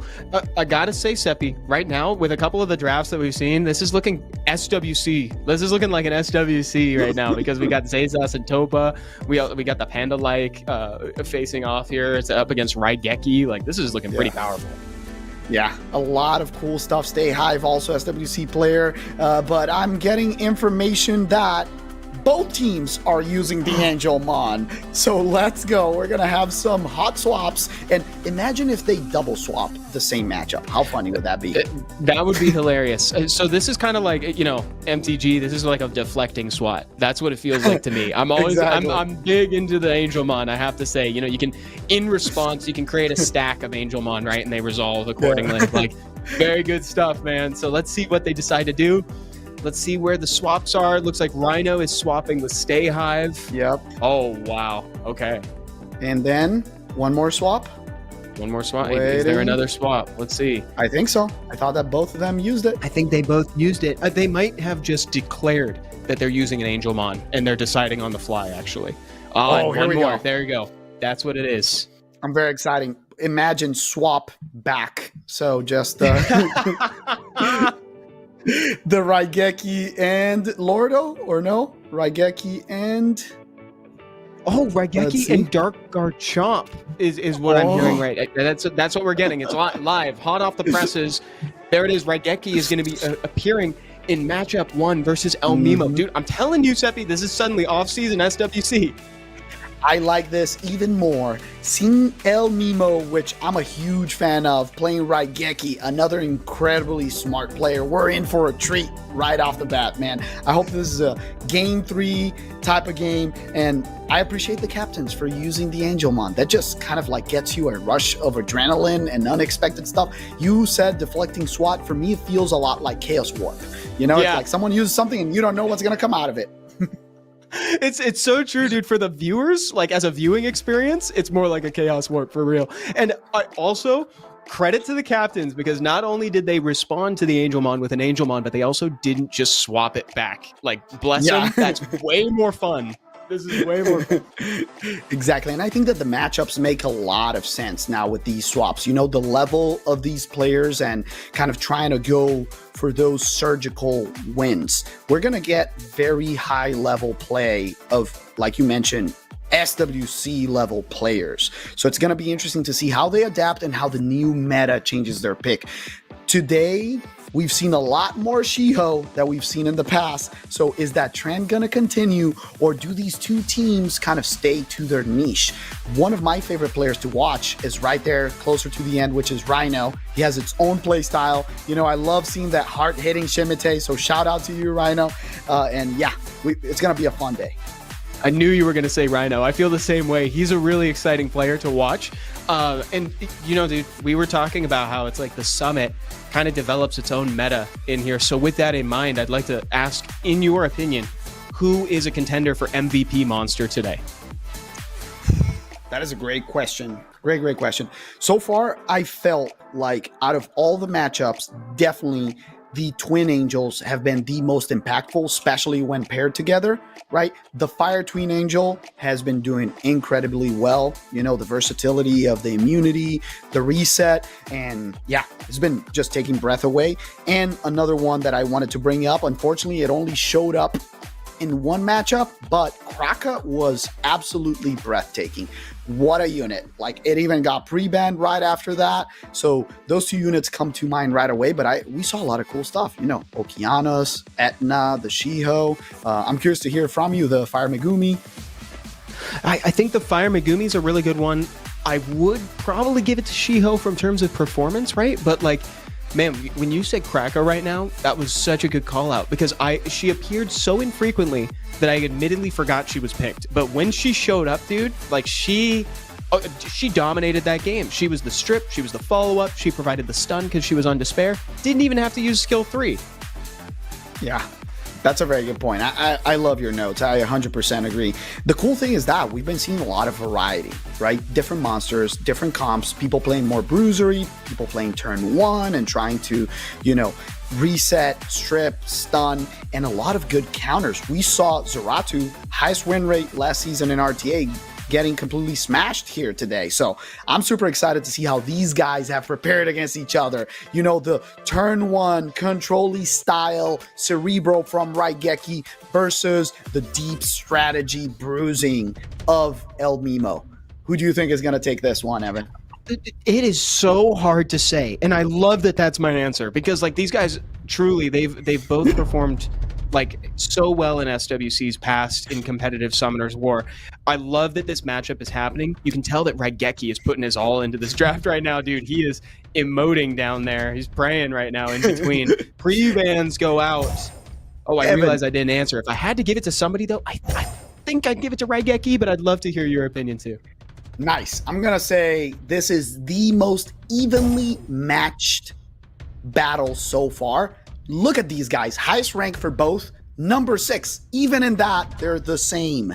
These guys are experienced. They know this game. They understand their play styles. And since you said Ryeki, I have to go with Mimo, dude. We got to split it, you know? Makes sense. But I think it's going to be a very close one. And it feels like we got a Christmas gift early for seeing this matchup. A lot of water, a lot of fire on the table, and the Shiho reappearing.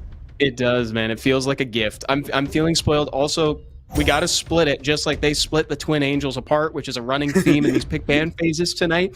The Asher from El Mimo, big fan. Also, El Mimo just outside of the Legend Tournament, practically every single season.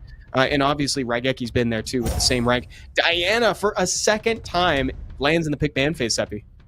Yeah, I think Mimo responded super well. I was going to suggest Diana and Jingjae. You know, I've been loving that Jingjae, but the Gyo is maybe as powerful or more into triple water units with a lot of cooldowns, right? So I kind of love Mimo's pick and just banning the last pick and not having to deal with this Volantis. He can also get rid of the fire unit and the reset, but I think he's in a very strong setting. Raigeki opted for more of a, I'm going to control you. I'm going to take this turn 1, and the ban goes out in the Gyo and the Volantis. Very good bans. He couldn't have let the 2 win units get through. Absolutely not. It's fun to see which one he prioritizes, though. Gyo has definitely made a bigger impression over the summit as a whole across all 5 days, I'd say. But to me, Diana is like almost a bigger threat into this. But we'll see if that pays off going in. Shiho taking turn 1, as is tradition by this point. Yes, and he goes and gets the stun. Now he can put away this Diana if he wants. He does it. That's why he left 1. The cut in from Ramael and Jediah. This is the opening. Does he go for the strip? Does he go for the protection? What is his choice? There we go. Gets it. The strip and the proc, which is huge. Big opportunity here to get some control going before the immunity goes up, Evan. Oh, and he got it on the Fire Twin Angels, which is perfect. Now Gojo can come in and steal a buff. Steals not the invincibility, but everything else. Great showing from the Water Gojo.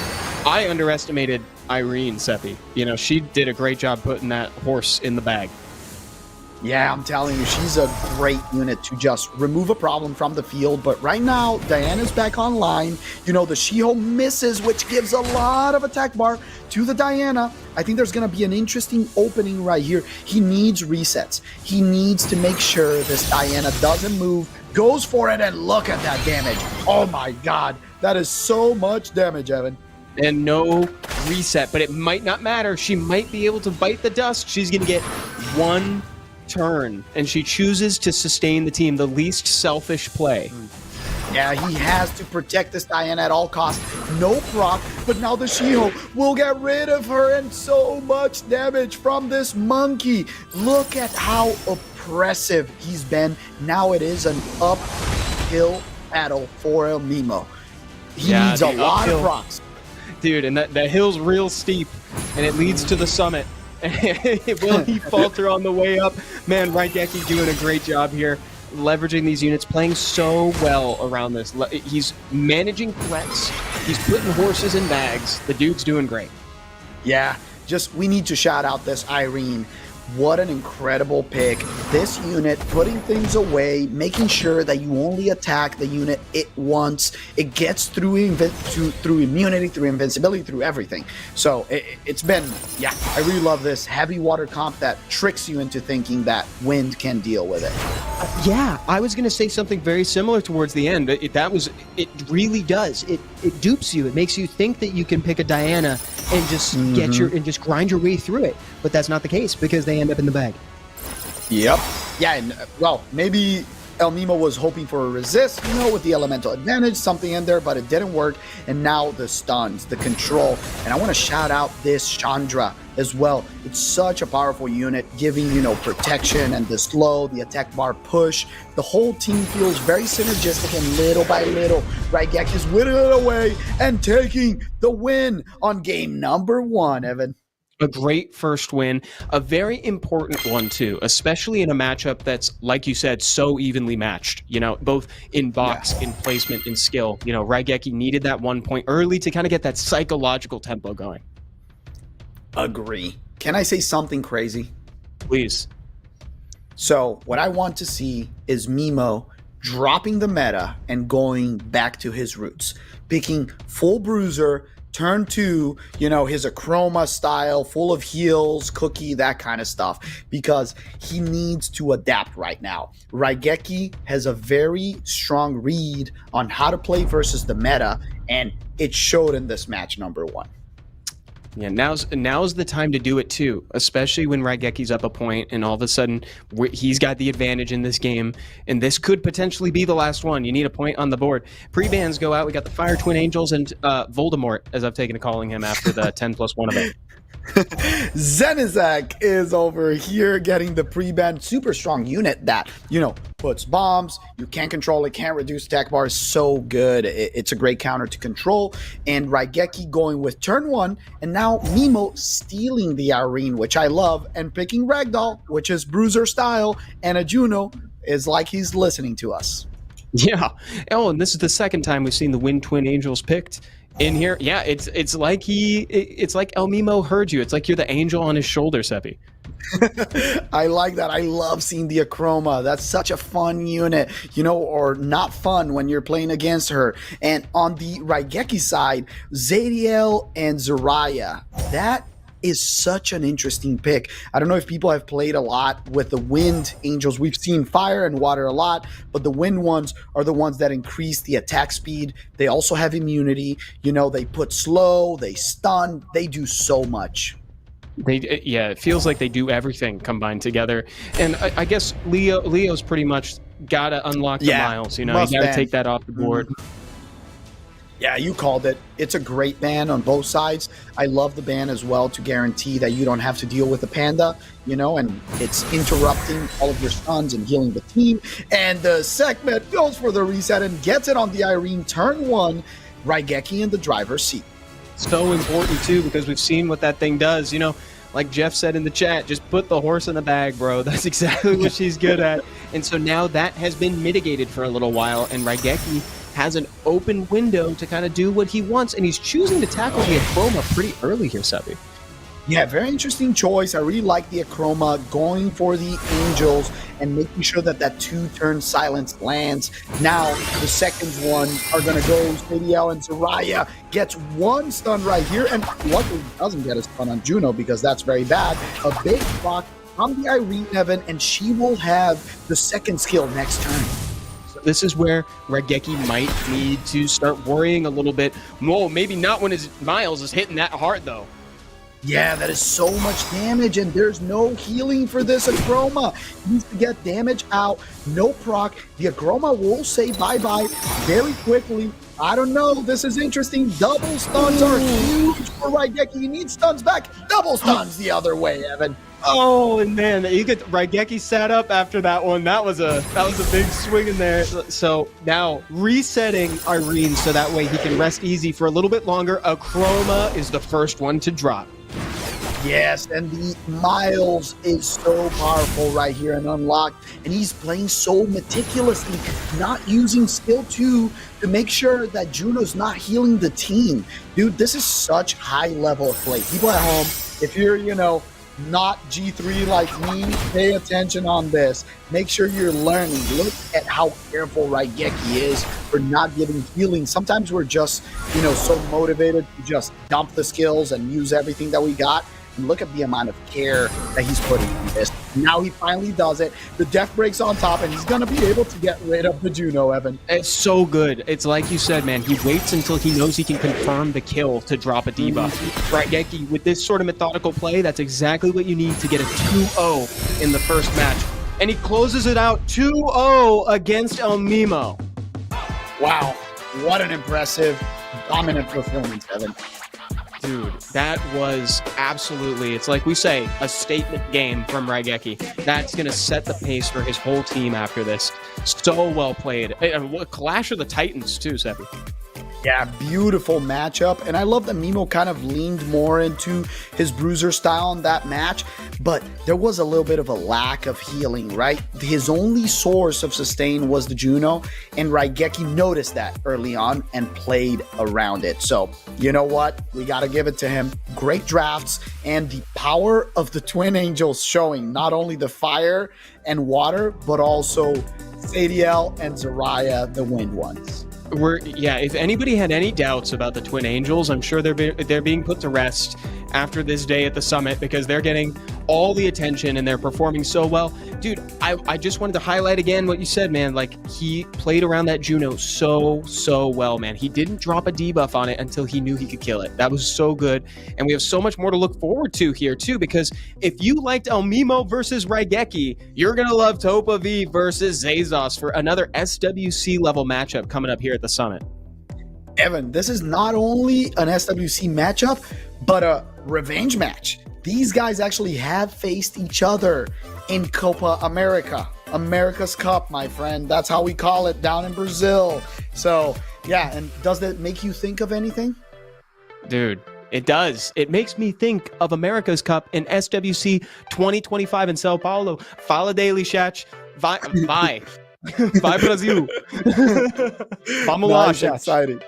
So if people at home haven't checked out about the destinations of SWC 2025, check it out in our social media. We're super excited to be going to all of these places. Excellent to visit, you know, and kind of get something in a Portuguese-speaking country in South America. Yeah, this is going to be beautiful. And one of its representatives, maybe he'll be there again this year, Zazos versus the current champion of America's Summit, Evan, Topav, a master at his craft.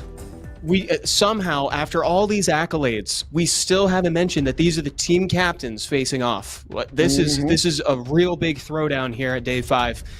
Pre-bans going out right now. What are you expecting going into this game here, Seppi? Evan, they, interestingly enough, are both great counter pickers. So they are people that generally adapt midway through the draft. I think that's what makes them very, very strong. But they have slightly different styles, right? Like Topa is going to go for that turn 1 speed lead. I'm trying to reset and control you and then shift. Zeza is going to go more reactive. You know, I can play turn 2 as well, but they've studied each other. Ramayan Judai is definitely the first pick on Zeza's, and Yonhong is not a first pick, but it is a unit that fights for that turn 1 for Zeza. So maybe that is showing that he's going to change a little bit what he's trying to do. It's a good observation, actually, because having a Yonhong in play practically guarantees a turn 1 move with such a high base speed. Zazos going in for that second pick here with the Fire Twin Angels, who are no stranger to that second pick slot today, opting instead for Tetsuya. This is new, Evan. He didn't have this unit. Did he get it from the new event? I hope so. Congrats, Zezas. I think he was like complaining that he didn't have this unit. He didn't get it during the collaboration. So amazing speed lead, strip, def break, and attack break. And then the attack bar reduction with the stun. If the opponent has a debuff, that is so strong. And he pairs it up very well with the Miles. So we're seeing both players going for turn 1 right here. And I'm curious to see who takes it, but you made an interesting point that I wanted to double down on, is that in between round 4 and round 5, we've had the advent of the event that came with the 11th anniversary where folks could choose an elemental nat 5 that comes out fully skilled up and 6-star. So I wouldn't be surprised if we saw more fresh units from people who are trying to implement it. Although I have to commend Zazos here. It's pretty bold to introduce a new unit in a tournament setting like that so quickly. Agree. And I love that he brings some sustain. You know, this Rakuni last pick is maybe the thing that was missing in the El Mimo team that could have changed it all.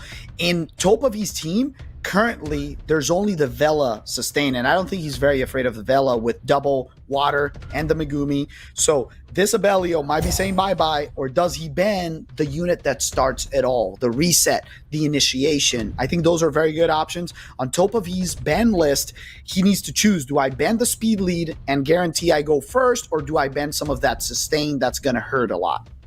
It's a good question here because there's a lot of intricacies going on with these pick bans here. You know, Sekhmet's going to reset the Irene again. That's really the only cooldown you care about. So I agree. I think you got to. I think you got to ban out the Abellio. Yeah, I love those bans. Bans the main source of healing, and then on the other side, the speed lead, like we talked about. Right now, the Sekhmet, turn 1. There we go. And gets the reset on the Irene. Huge opportunity. Can the Miles stun the Bella Jewel? There we go. Yes, sir. You betcha. He gets it, man. That was a lot riding on that Miles skill too. And Veligil notably does not prod out of it. He chooses to behave instead. Yeah, you're always afraid when a Vela takes a turn stunned. And there we go. The Juno probably saving that skill too because the Vela will have the immunity. That's what he does. Gets the stun, playing very carefully. Huge proc from the Rakuni that's going to have skill 2 next turn. The Irene right now hitting and gets 2 big procs, Evan. Right now he's going to have skills back up very quickly, but the Sekhmet has the reset soon. That was a real good proc from Irene. It's the right unit you want to proc because, like you said, those are the most important cooldowns on the team. So Veligil's in an interesting spot here because you want to pop it, but you know that Juno's got skill too. So it doesn't surprise me that he goes for the defense break on the Rakuni instead. Yeah, I really like that gameplay. He kind of was very careful, but the Rakuni already has skill 2, so he can heal himself and make all of that damage be useless. And the Juno looks like she has, 3 sets of despair because she's stunning and locking down this Miles like there's no tomorrow. Now, you can put it on the Juno and force the Sekhmet to go for her and get that buff. That was really well played and also well stripped from the Miles shortly after. He made quick work of that. So Juno still has that skill too, so it can kind of make quick use or quick work of this immunity. Well, if the reset from the segment didn't go through, because I think she was reset. Oh, you're right. I think it did land, didn't I?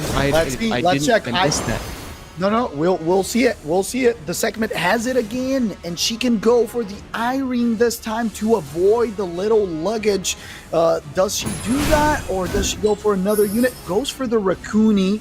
Very interesting. Rakuni continues to heal. What I like about Zez's team is that it's a team that has a lot of sustain, so the damage needs to be very consistent from Topav's side to get rid of a unit, and looks like he's targeting the Rakuni, and it's starting to hurt.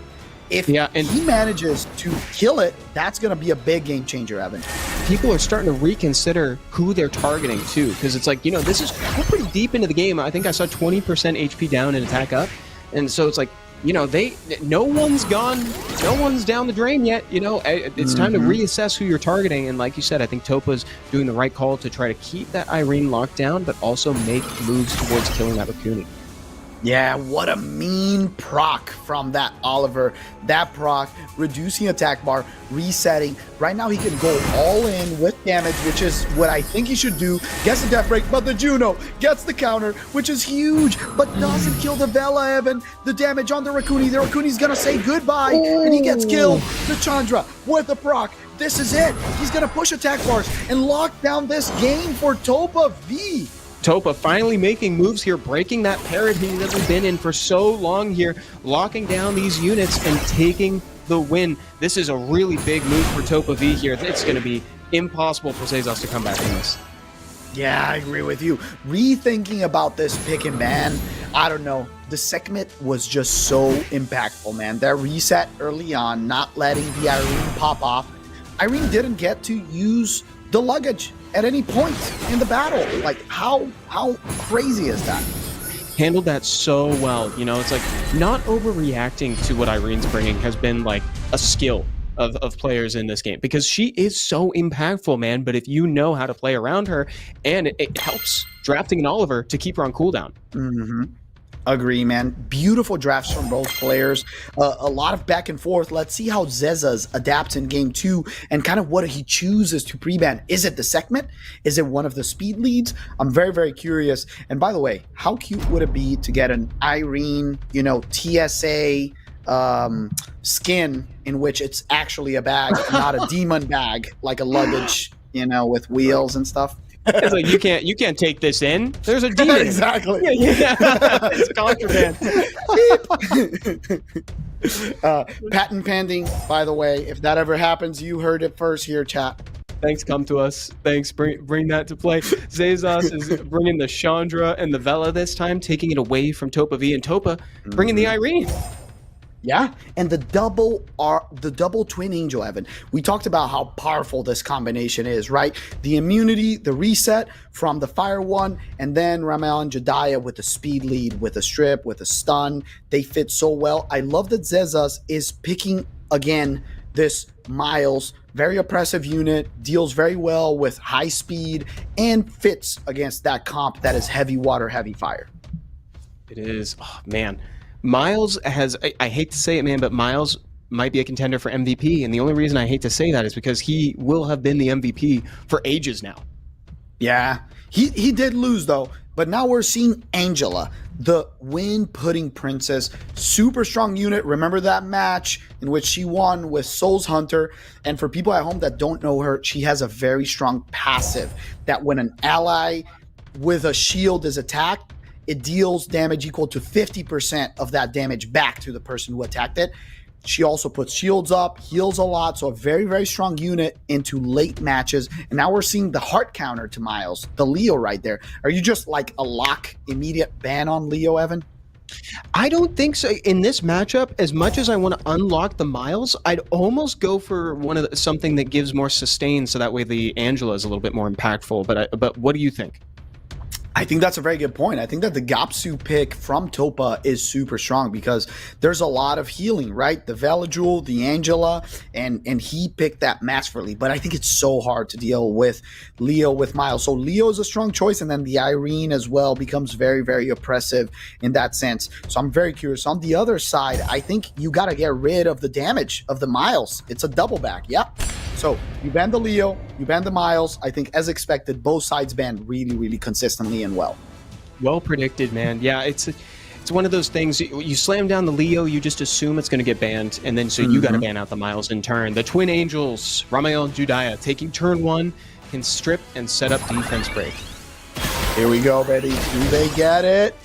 Get the strip, no death break, but Irene, the TSA agent, gets the Vela, hides it away, and now can make you attack someone with a threat state.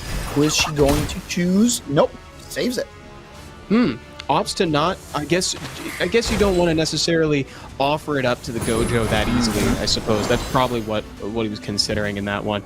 Now here comes the Angela to set up some shields and hopefully return a little bit of damage. Although Gapsu, that's the thing about Gapsu. Not only is Gapsu a pretty good counter because he provides that passive healing, but he can also just take the shield off. Agree, man. And now we see the reset coming out. The immunity is gonna pop. This Twin Angel is so powerful. The thing that Zazos is thinking is probably, I just want my Veladjul back, and I'm gonna wait. This is a game of waiting for him. He needs to wait for the right opening, the right opportunity, and hope this Irene doesn't proc.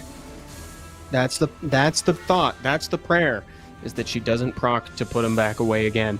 And now Ramael could stun people up here, and he got what he wanted, but Angela was right there to cleanse the Veladjul to make sure he gets his turn. Yes, that's going to be a big opening. Doesn't get the stun on the Vela, but the Fire Twin Angel has an opportunity. That attack bar. This is it. He goes for the Veladjul. Lots of damage, but the Vela can put the immunity up finally and get the strip. And this is the opening he was waiting for. The Water Gojo. Here we go, sir. A lot of steals, but misses a couple still, Evan. He didn't get all the strips that he was hoping for, but at least he got the reflect debuff. That's kind of a fun one, although it means way less if you don't have the threat state. Yeah, I agree. And the Irene doesn't miss. Puts the Veladjul away, but at least its team, it's protected right now. The problem is that Veladjul is not only the immunity giver here, he's also a source of damage. He puts in Death Break. He heals the team. He's helping them stay alive. I think he has to use that skill 1 and save skill 2 right now and just be a little bit greedy, and that's what he does. Yeah, Topa is whittling down Zazos right now. This is definitely a game of attrition. Going to be here a little while. We see sustain from the Angela over here, and Topa is just periodically letting Vela out of the bag so he can hit him a couple times before he goes right back in. Very good point. Now that he's going to be a huge opening, and he gets a big proc with the Water Gojo. Here we go, the strip. This time, it gets everything, Evan. Finally, but he has the threat. He puts the threat in there, and now this Veladjul might say goodbye. He could kill him with this. Oh, with the defense break lands, and that's a big, you saw Topa recognized how big of a play that was. Getting that first takedown is huge. I don't know, man. This is getting very, very weird. There's a lot of healing on both sides, but this Gapsu just gets stronger with the healing, and the Irene, the more she survives, the more powerful she gets, right? Because this bag with lower HP is so difficult. The additional damage from the Gojo. Can he get rid of this before he takes a turn, Evan? This is what we were talking about, chat. We were mentioning the additionals on Gojo and how well defense scaling attacks work late game, and that's exactly where we find ourselves. A skill 2 from Gojo just carved away most of the health on the opposing team. Topa not looking quite as good as he was mere seconds ago. He's dealing a lot of damage, Evan. There's a big opening. He needs to put the Gojo away.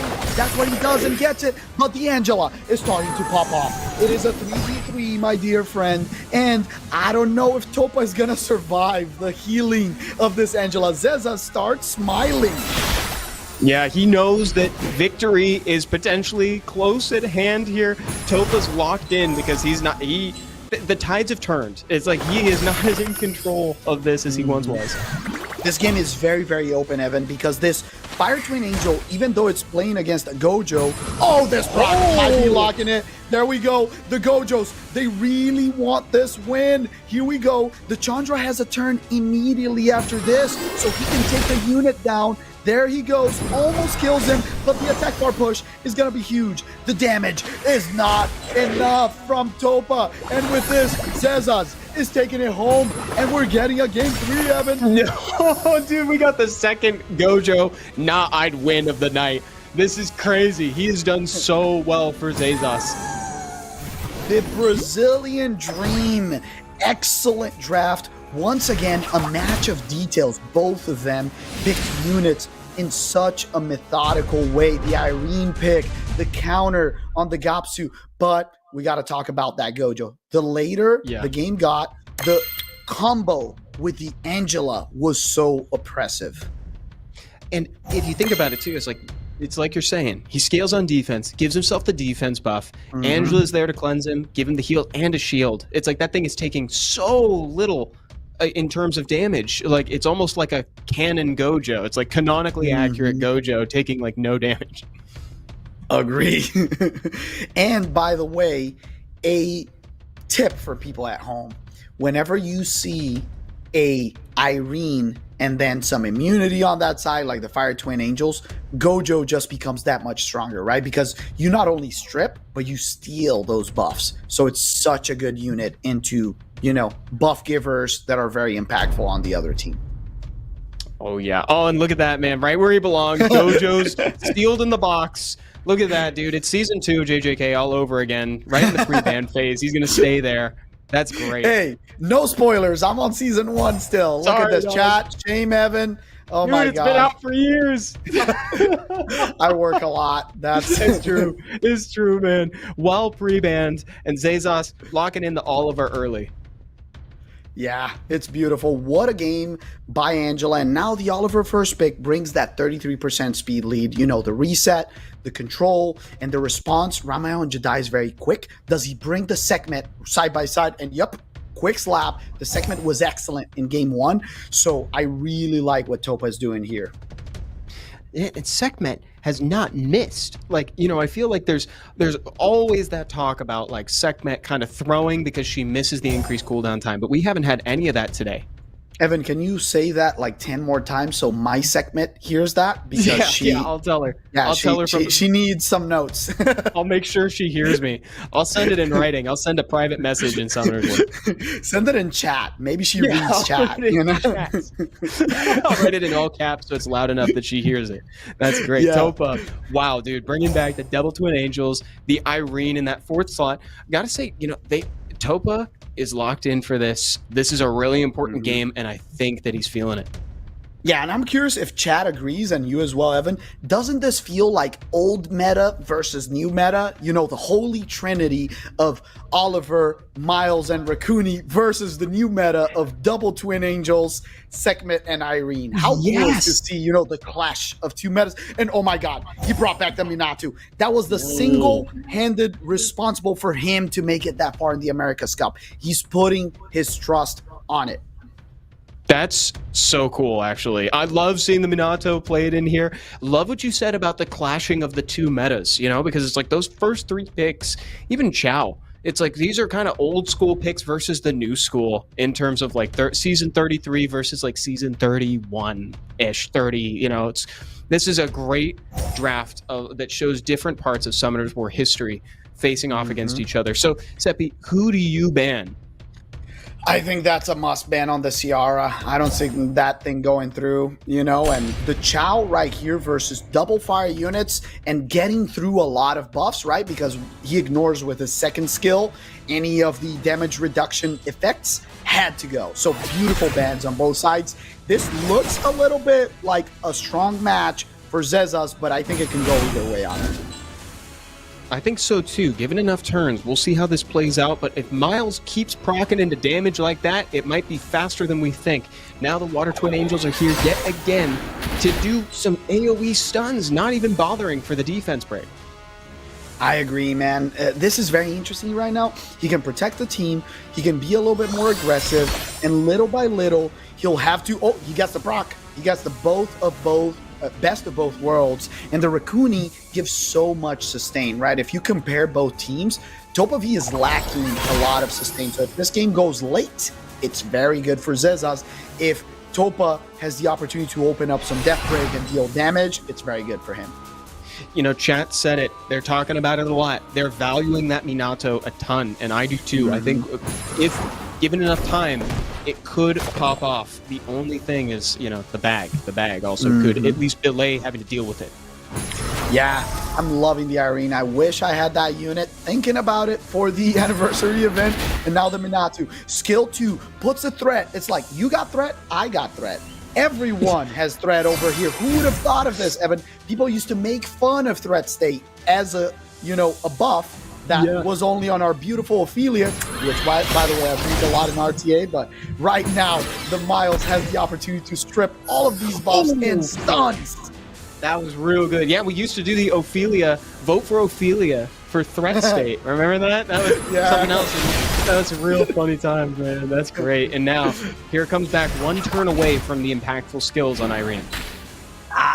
That lack of proc for Topa might have hurt because the Miles now gets the proc, goes all in, and this Mile, he doesn't miss stuns, dude. He just keeps controlling and stunning in a very oppressive way.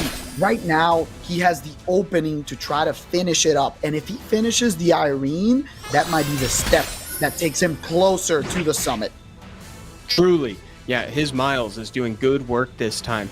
And you know what's great is Miles got him at the front end of this match, and then Minato has the solo potential towards the end. So I would say Zazos is looking pretty sharp right now. He is, and he doesn't care. He goes for damage right there. One more. Can the Minato finish? 1 HP. The Miles will finish it up, Evan. And the draft is starting to work. He needs to kill. Get rid of this Rakuni right now. Does he do it? He has to. Yesterday. He's not doing it, Seppi.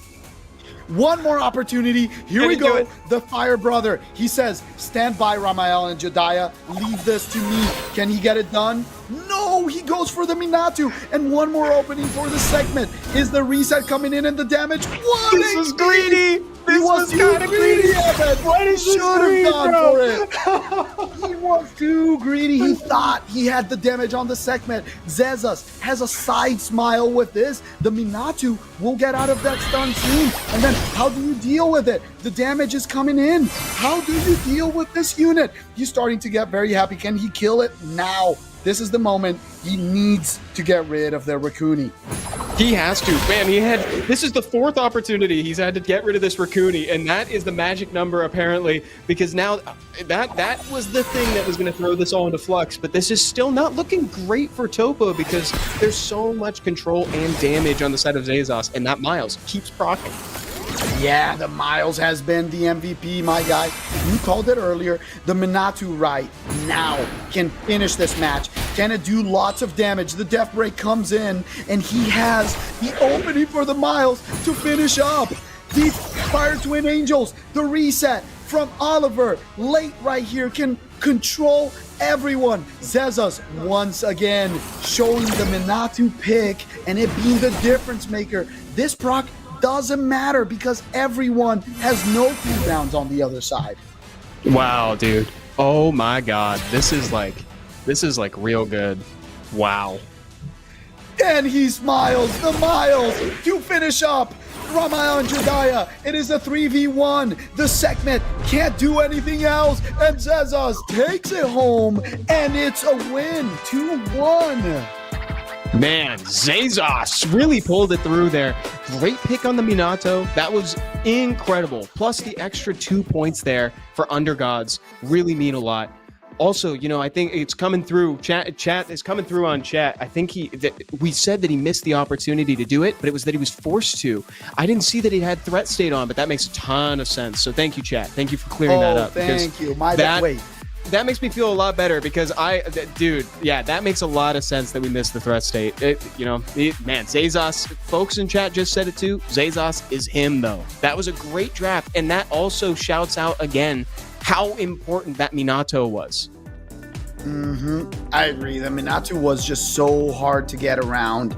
It was very, very interesting. The amount of damage also from the miles, against a comp that it's pure fire and water, it is very hard to deal with the amount of damage that Miles brings to the table, right? So he doesn't have a direct counter. If you don't remove him from the field quickly, late game, he just starts hitting harder and harder. So yeah, it's almost impossible to win.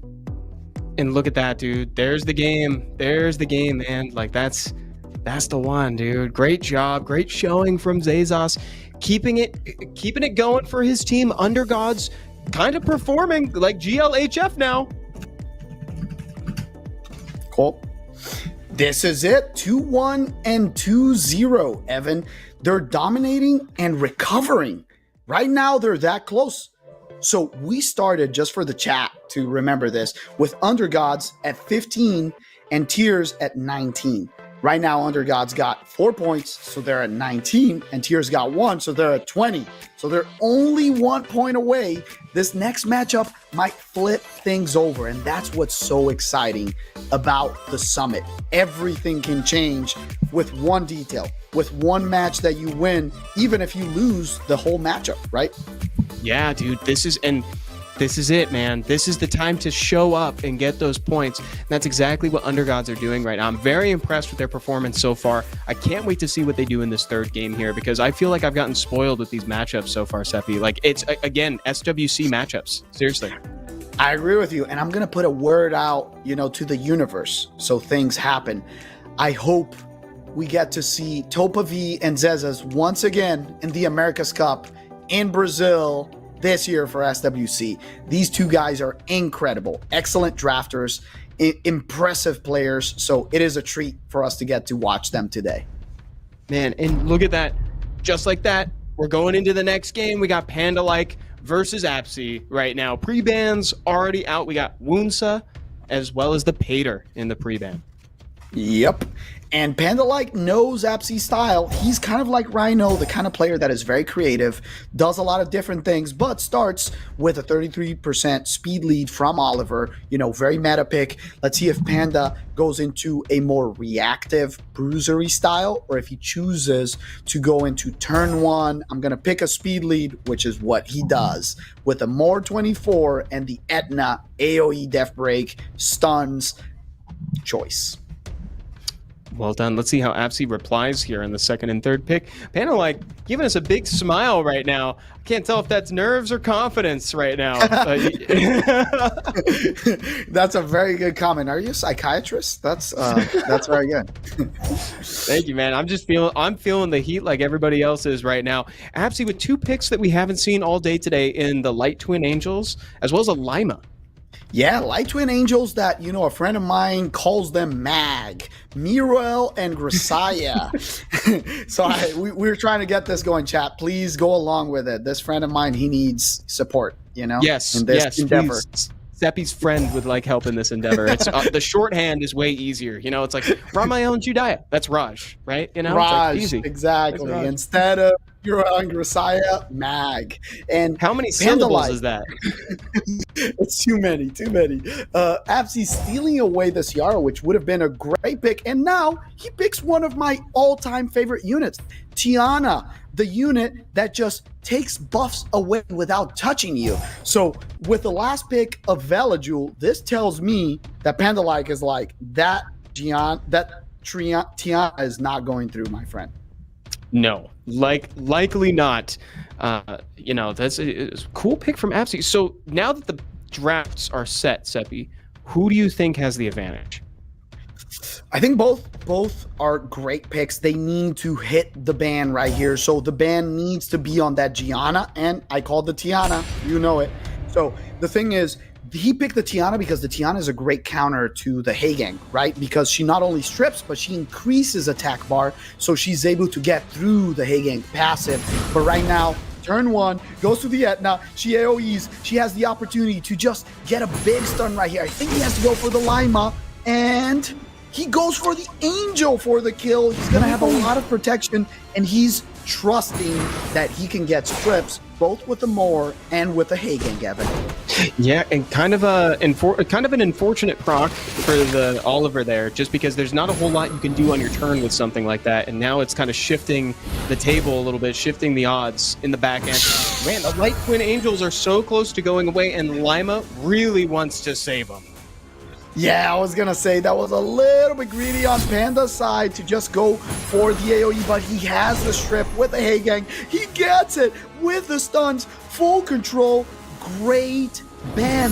Right now, Evan, it is very difficult to see a comeback from Absy. Definitely Panda-like is in the driver's seat. I completely agree with that assessment, man, because Panda-like showed up for that one, just like we were saying, how important it was to do so, and walked away with the first point of the game. Now Absy's going to have to do some consideration on how to turn things around. Yeah, I think that the interesting thing was they both banned right, but Absy kind of gave away what he is really known for, which is turn one, right? And in this game number 2, he's going to have access to Wunsa, one of the highest base speed units in the game that he really likes using to guarantee that turn one, that strip, attack bar increase, making sure he gets his combo off, and that's why he bans the Etna. So he wants that turn one, and I think that would be a very good adjustment. Absolutely here. Okay, so Panda-like sticking with that Oliver turnaround, and Absy going more aggressive with the Maximilian. I'm loving this from Absy. Love that change. Mm-hmm. Yeah, that's what we asked for. The question right now is, does Panda-like bring, an Etna or something? Oh, sorry, not the Etna. The Sekhmet, the Etna is pre-banned. Sekhmet, or does he go more turn 2 and reactive? Sounds like he's having a great time. He's laughing, brings the Veladjul once again with the Moor, both reactive units, and Absy, once again, the Tiana that got banned. I was not expecting a Tiana today. Neither was I. We were talking about my bingo card. Tiana wasn't on there either. So that's pretty good pick. I don't know if Panda-like wants to throw down a Hagang. It feels like maybe it's not the most efficient pick here, especially because, Tiana boosts a lot, like you said. Yeah, the Gianna coming out super strong, and he has double speed lead, so brings the Sonia. I don't think any of the units on Absy's side is built anti-Sonia, my friend. So that might be a must ban. And now he needs to start thinking about a reaction to the Gianna. I think Panda-like has a very oppressive, pick right here. And the Wunsa is a fine pick. He only has 1 speed lead, which might be problematic if Panda is full Swift, but he has to really, really think about it. Yeah, and they're taking quite a while here, because the Wunsa's threatening because of that super high base speed. So, if it stays in, it's likely not even going to let the Sonya go. Oh, and it stays in. I like the ban. I like the ban on the max because it's the only speed lead, right? Like I said, so now he guarantees that he outspeeds with the Sonya and he gets 1 kill immediately. Great call, Seppi. But Wunsa's base speed is too powerful, and he siphons that attack bar. What is this? He siphons with the Moor, gets the turn, Evan, and I think the Veladjul is going next. So he doesn't fall for the trap, and he doesn't AoE, because if he AoEs, the Tiana cuts. This is probably a trap Tiana, and he goes for the kill on the damage, and it's over, my friends. Panda-like handled that so well. He saw straight through it, man. That was good. Yeah, he needs a lot of control, a lot of damage. Oh my god, what is that proc? The Veladjul is gone, and it's a 3v3 just like that. The question is, Evan, can the Tiana clean house with this attack buff, or does she get stunned? She's gonna auto crit too. Okay, so now it's all on Moore in his passive as well as Oliver just to keep this going. And honestly, they could. I think that Oliver is a prime candidate to take this home. He's one of the most oppressive units on an open field. Without immunity, he can just reset continuously everyone. And like you said, Moore is a great solo unit. He gets his passive, and if anyone hits him, he immediately gets a turn, and after he got buffed, he gets an attack buff that just makes him that more dangerous at the end of the game. Huge proc from Oliver. He has the opportunity to reset. Once again, what does he choose? He's thinking, goes once again for the Tween Angel, and I think that was the right choice. I think so too. And, there is no skills on Tiana, so he's got a little bit of time. And this is just where the game slows way down, and now Moore is going to slowly take control along with Oliver. Oliver takes control of the skill cooldown times while Moore chips away for damage. Oliver, the mid-range king, resetting all units. The Moore with the stuns. A proc from the Light Twin Angel, but it looks too late. Can he land a death break? No death break on the Oliver. Little by little, he's whittling away at his opponent. This is it. Panda-like with a dominating performance, Evan. He can finish up, but he doesn't have enough damage. He's just shy, man. This is one more skill 2 away. Oh, but the sleep, dude. Woonsa's trying to pull this back for Absy. I don't know if that's going to be enough, to be honest, but it's still kind of cute that he's trying. Oliver confirms 1 kill, bounces straight over to the other, and all of a sudden it's 2v1 against Tiana. Oliver is so mean. It's gonna be a 1v1, but the stun from the Moore ends it. Panda-like, smiling and taking this match for 2-0 and winning. Undergods. Well done to Panda-like and Undergods for continuing the performance that they needed, frankly, in order to pull ahead on day 5.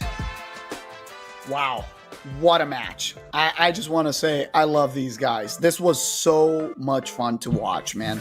The back and forth, the niche picks, the unexpected things that happen. But what this teaches us is late in the game, if you got an Oliver and an open field, you're in trouble. Truly. That is where Oliver flourishes, right? And it's I think Absy was just hoping that it wouldn't get to that point, but it's if the field is open, Oliver's going to take control. That's just how it works. You got to deal with him before that.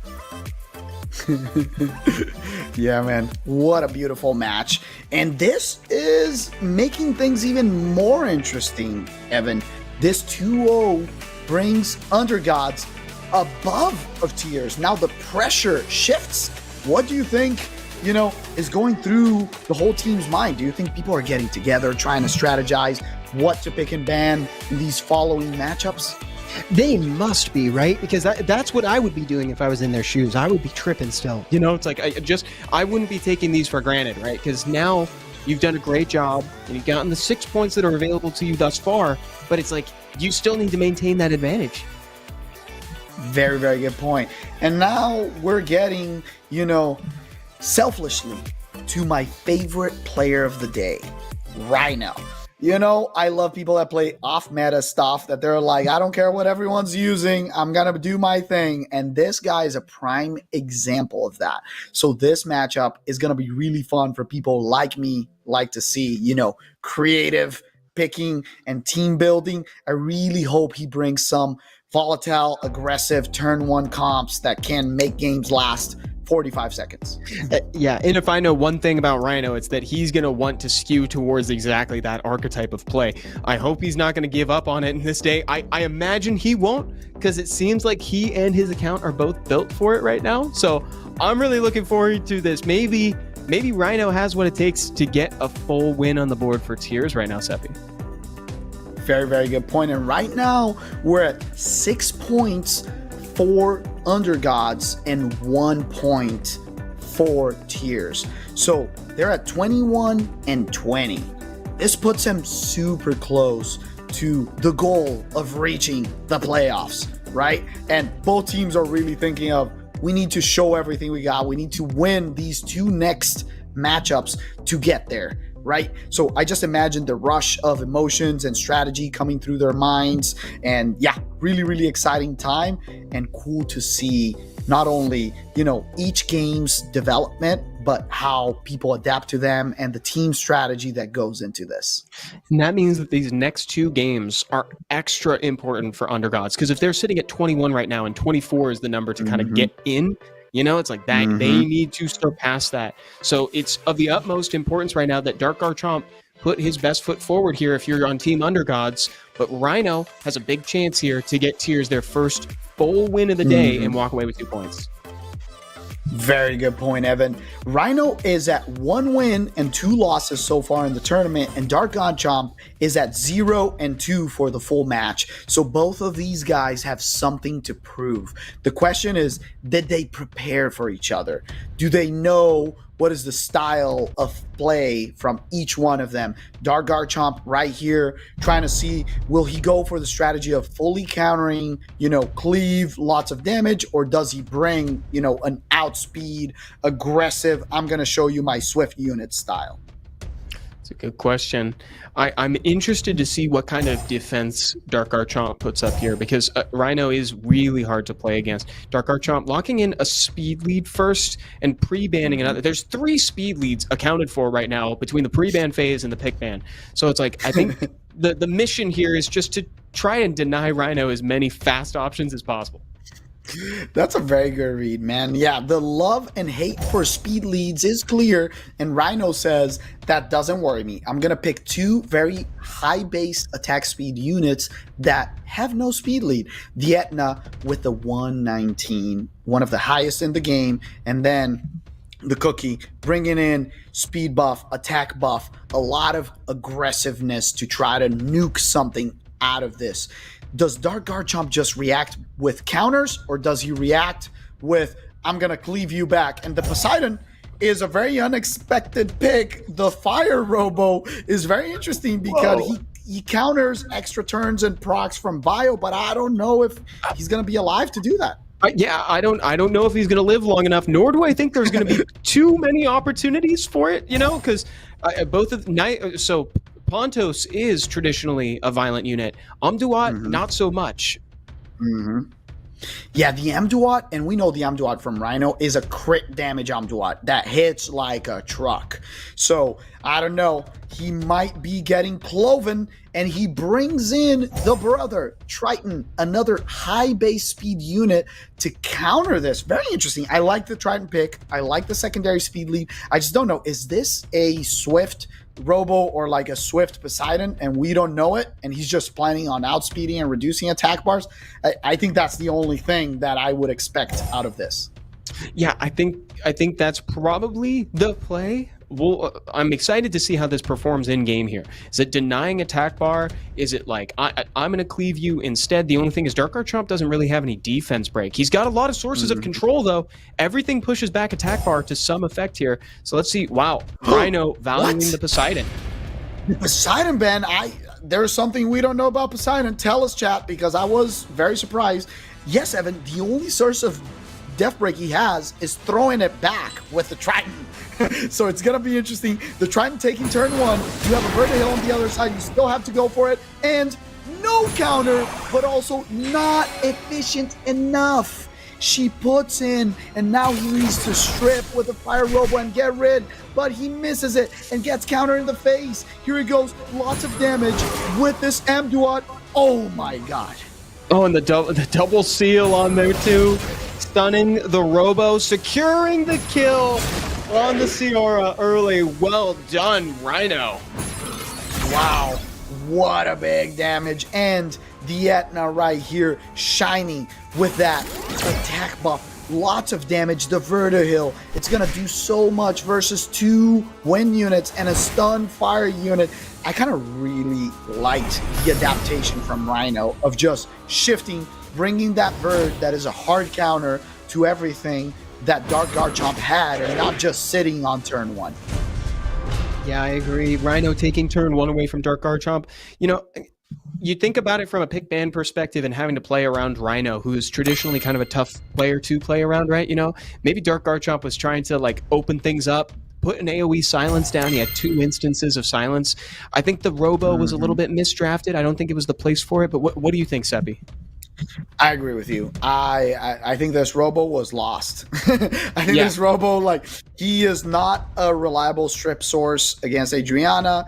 He is not great against comps that are trying to deal a lot of damage early on. He's better into slower, comps that get a lot of violent procs and don't deal a lot of damage. So I think Dark Garchomp rushed a little bit. I hope that for the second one, maybe he tries to bring something a little bit tankier, taking the game a little bit slower and not trying to fight for that turn 1 with Rhino because he adapted really well. Yeah, I think he's got to do some serious thinking on how to change up that defense plan here. If he's not trying to, he's trying to outspeed instead. Okay, all right, yeah, he's still going with the turn 1 play here, Seppi. Yeah, at least he's adapting, right? He's bringing an Escher now, very high base speed unit.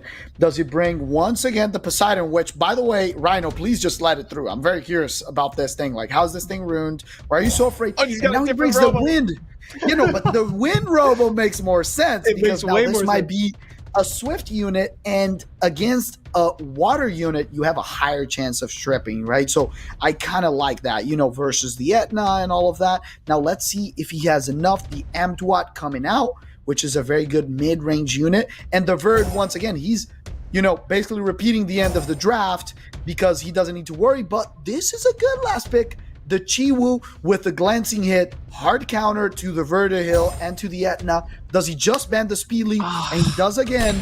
And once again, Rhino takes out the Poseidon. Why? Chat, please talk to Rhino. Let the Poseidon through. Yeah, he's trying to deny us the content pick here. I'm so curious how a part of my arena offense made it into America's Summit. This is crazy.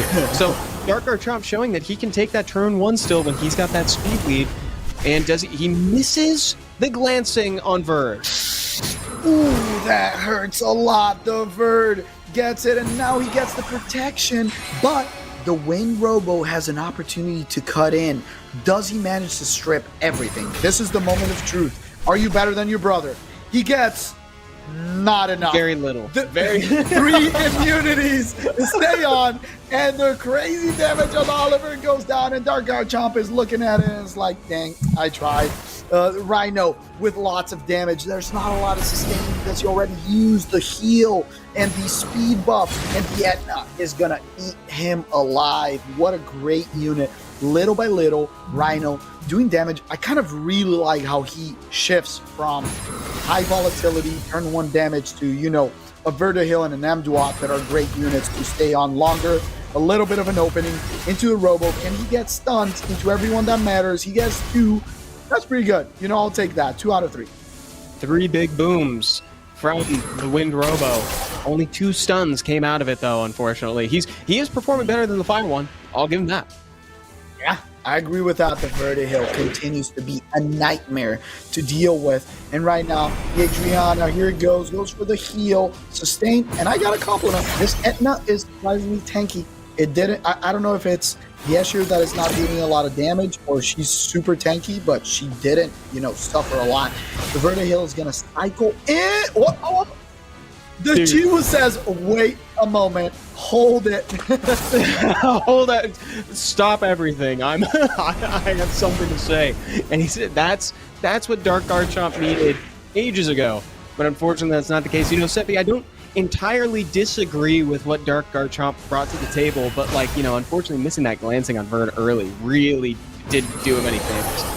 Yeah, I liked his idea. It's just, it's difficult to go against this kind of comp, and definitely the Chiwu missed the opportunity. If he had hit that glancing, this would have been a different match. But right now, little by little, it's so much damage. Can he hit it now? Oh, now he hits it. Interesting. Oh, wow. That's great. So glad Chiwu hit it now. Somebody in chat mentioned it earlier, but the Wind Robo into Adriana is not exactly the greatest one, right? Because, he doesn't strip everything. Evan, it's not over. Even though this Amduat is very punishing, if this Escher turns it around and kills the Verd, not enough. That would have been so much fun. I love that, man. No, Rhino, kudos to Rhino. He's sticking true to the archetype that he likes to play. I liked seeing Dark Garchomp try to bring some interesting stuff to the table. His drafts were fun to watch. Rhino breaking the streak that Undergods was on and getting 2 points on the board for Tears. Wow, a full turnaround, Evan. Now, here's back on top. Everything is landing on the shoulders of the last matchup, just like last time. This is incredible. You write stories about this kind of stuff. I just want to thank everyone involved. Yeah, seriously. No, this is it's practically a narrative at this point, right?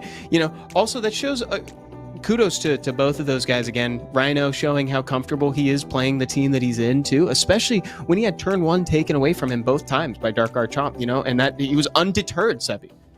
Yeah, I really love people adapting. I think that's one of the great signs of an experienced player, right? A lot of people are strong, and when you play in RTA in the open field, people don't know your comp, right? They're not prepared for it. They don't have a pre-ban. But playing in here against people that have watched your replays, that know what you play with, and that pre-ban it, it's that much difficult. So huge shout out to Dark Garchomp. I love his streams. Great player, and I know it's very difficult to play against players of a higher, level in RTA, and on top of that, getting pre-bans and getting all of that complexity. So huge shout out to both of them. This was really, really fun to watch.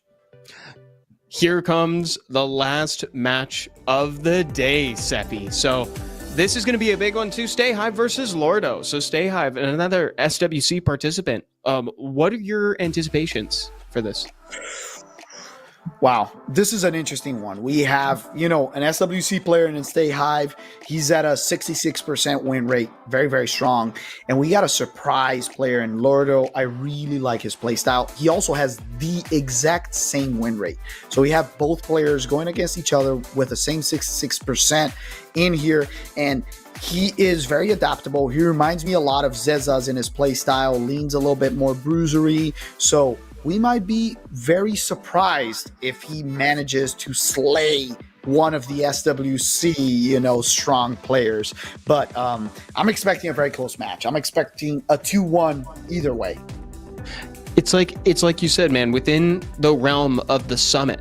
It's very, very close games between these two, right? It's like you said, the win rates are the same. So couldn't ask for a closer game in terms of that. I think that's one of the that might be the first time we've had exactly the same win rate today. I think we had it with Topa and Ryeki too, actually, now that I say that. No, you're right. This is the one. And we have it. Stay Hive, G3, 41st in RTA top 100, and Lordo in-game Artorias 185, G3 as well. Let's see what he kind of goes for in that first pick. We've been seeing a lot of speed leads, even though he likes to play turn 2 as well. I'm expecting, a speed lead coming out as a first pick. Very likely here. I'm curious to see what they pre-ban from each other. I wonder how much homework they've done. Lordo's got that close-up cam today.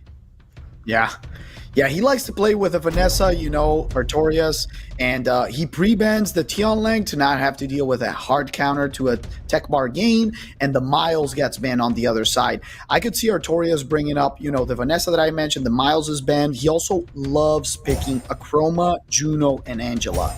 So maybe we'll see those units, but he goes with another speed lead, Ramael and Jediah. Popular first pick, popular monster, for good reason too. Yeah, it brings a lot to the table, Evan. The strip, the death break, the stun, the shield. I think that's one of the cool things in RTA right now. Back in the day, we used to have a lot of units that did one thing well, and nowadays we have units that do a little bit of everything, right? So yeah, that do 6 things. Exactly. 6 things well, plus make you coffee and organize your house. So the answer right here with a Wind, Twin Angel, and something we haven't seen a lot post nerf, right? Which is very cool. That it shifted the meta a little bit. It used to be one of the first picks weeks ago. That was one of the things that we were talking about too, is Jongnam has really been hit by that balance patch, right? Because previously absorbing attack, just in general, absorbing attack bar is very different from reducing attack bar. So I think he's felt that change more than anybody on the balance patch. Agree with you. That is a very, very good analysis, man. And Sadiel and Zarya, very strong units, also very versatile. And one thing that is very important to talk about here is we have the possibility for a super cool situation. If Lordo wins 2-1, there's a 3-way tie. So in the case of a tiebreaker, we'd go to a couple of situations. One, there's the direct matchup winner. So as an example, if Team Tears beat Team Undergods in the total, they would take the tiebreaker in there. But if everyone kind of has beaten each other, so as an example, Tears has beaten Undergods has beaten GLHF, and vice versa, we would go to the secondary tiebreaker, which is the win rate and the points earned and given. Like everyone is seen in the matchup today, players, give away points if they lose, or if they win 2-0, they only get points. So it'll be really, really interesting if we see a 2-1 right here. Yeah, and that's part of the reason why you really want to put that work in early and not falter as much in those games. You don't want to give too many points away, because in the event of a tie, it's going to come down to that win rate. Oh my God, how cool would that be? It all comes down to math, Evan. It's Summoner's War at a score. It was math to the very end. Just like that, pick band faces are done for the first round here, and the bands go out. Gyo and Asher are out, and there's an Ella in Stay Hive's draft too. We haven't seen an Ella today. Oh my God, that is so cool to see new units on the field. Let's hope we see this popping off. The Acroma, like we talked about, the Angela, like we talked about, Artorias staying true to his style. Lots of sustain on both sides, Evan. I think it's going to be a late game, even with the Arena. Yeah, I think you're right. And now she can put somebody away, put him in the scroll, as Jogun would do, putting Jongnam in the back. Great choice. You take the control away, and right now you have an opening to silence that Twin Angel, and he does it. Hits it with the glancing as well, and now it has to start working. Gets the protection and avoids the Twin Angel to be targeted. Ella's such a difficult unit to play around because she just keeps your skills online all the time. So. Yeah, how cool is that? She kind of nullifies, cooldown increase. She's a better gamer, if you will.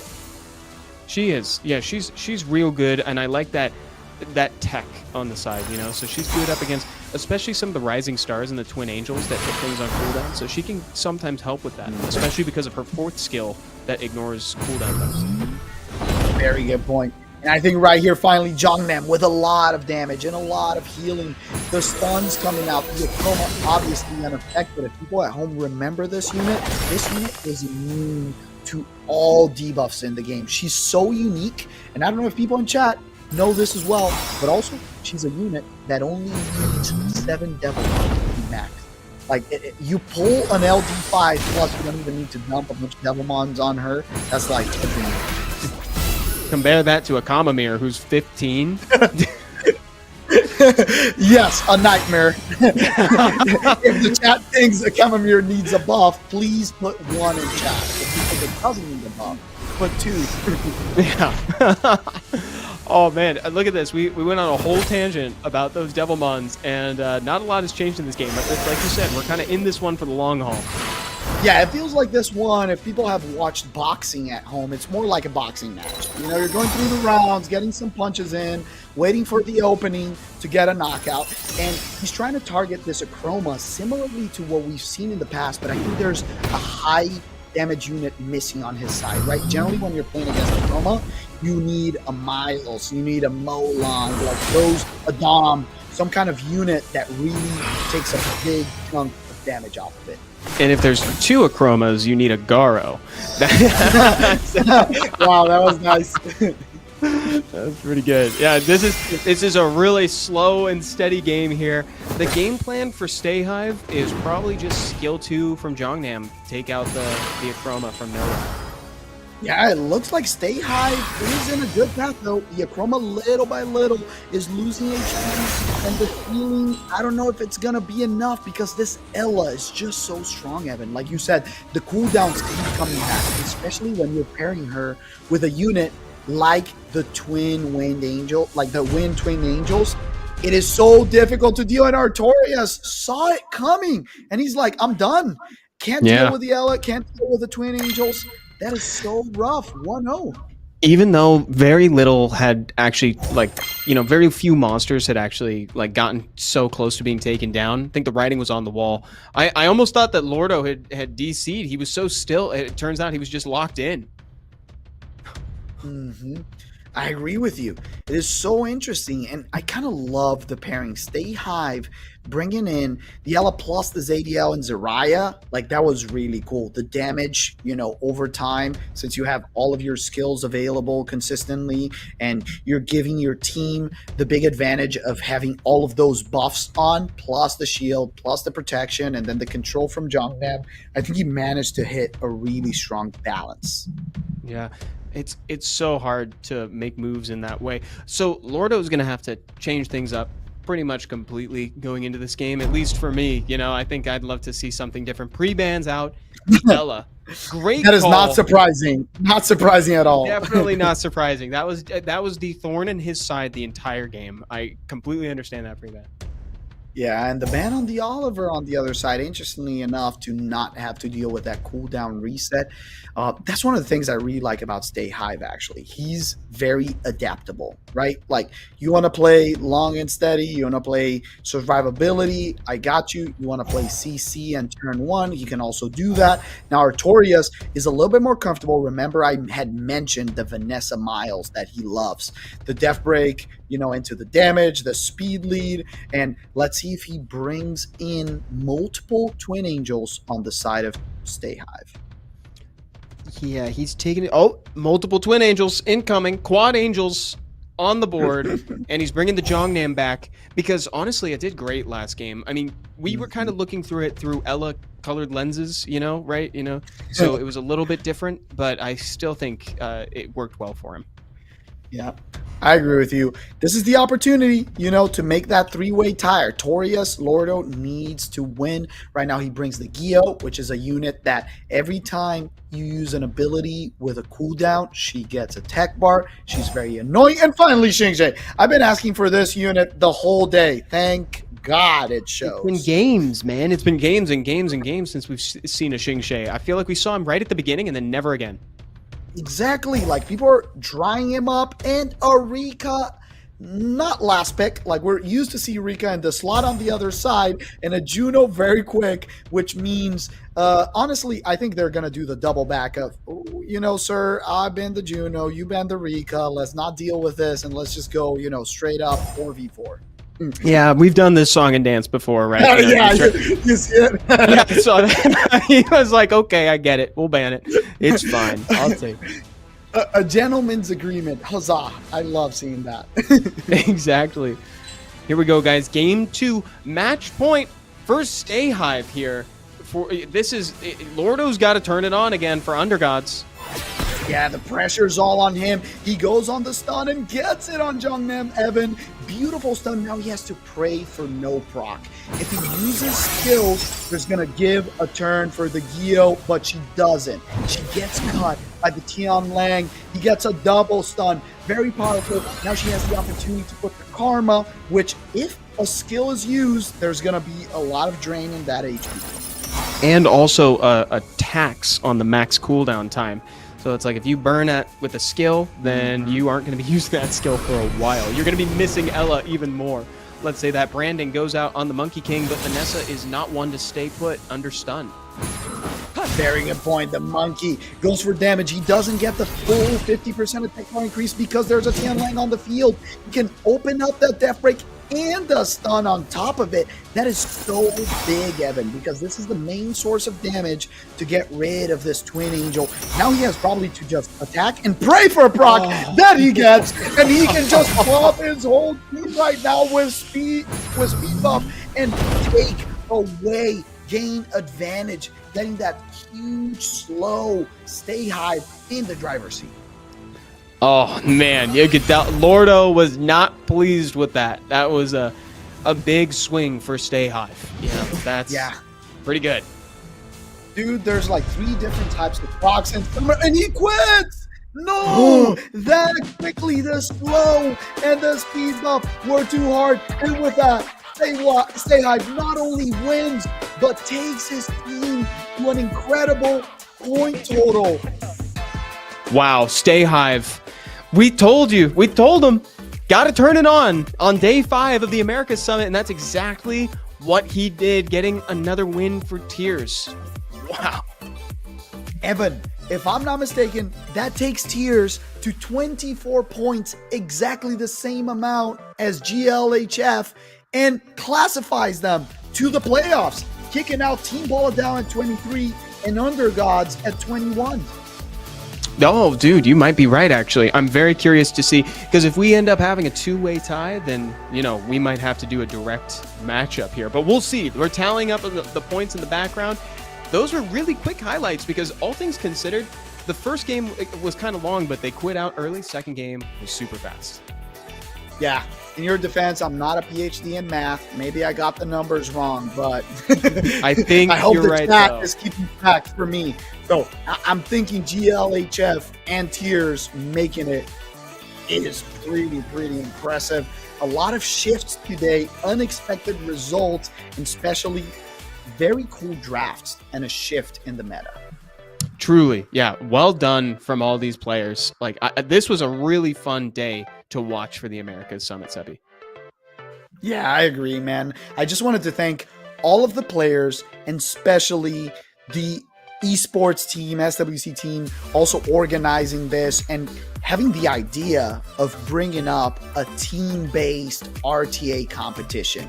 I would love to hear from chat if they like it as much as us, kind of that second layer of strategy, the Angelmon, the matchups, and the preparation that happened weeks through weeks. It's really cool to see teams that maybe in the beginning weren't doing as well and people didn't expect them to make them all the way and kind of surprising people. I think the teams adds a really fun dynamic to this. We've gone on and on about the different strategies that the Summit brings to the table, but I really think that's the strength of this team-based sector of competitive Summoners War. There's the final point gathering from the Tiers versus Undergods matchup, so that means Tiers walked away with 5 points, and Undergods just narrowly scrapes through with 6 to get ahead of them. Oh my God. Well, then I was right about the count, Evan. We're about to see the confirmation that I can't do basic math. I mean, it is pretty simple arithmetic. We'll see. We'll see what happens here. We're about to get the point totals because, guys, yeah, that means we are getting an answer today. We arrived today with 5 teams, but we are leaving with only 3. So if they didn't get enough points, they're out. They're not going to the playoffs, which are next week, by the way. So make sure that if you want to see the conclusions to the summit, you got to watch the playoffs and the finals. Oh my God, I'm so excited to that, man. It's going to be really cool to see people facing each other again and seeing if they're going to choose different matchups, right? What they learn from it, what they're going to adapt about. And by the way, there's leftover Angel mod. So we're going to have some surprise shifts and changes. And there you see it. True Dolphins all the way at the top, sitting pretty and unreachable at 32 points. They didn't play today. That is Captain Mendieta's team with a lot of strong players like Amadeus. And now GLHF surprising everyone and making it to number 2 because they had higher percentage win rate. And Tiers 24 points as well, making it at 3rd place. And unfortunately, but very, very close, Team Boladao and Undergods at 23 and 21 being eliminated.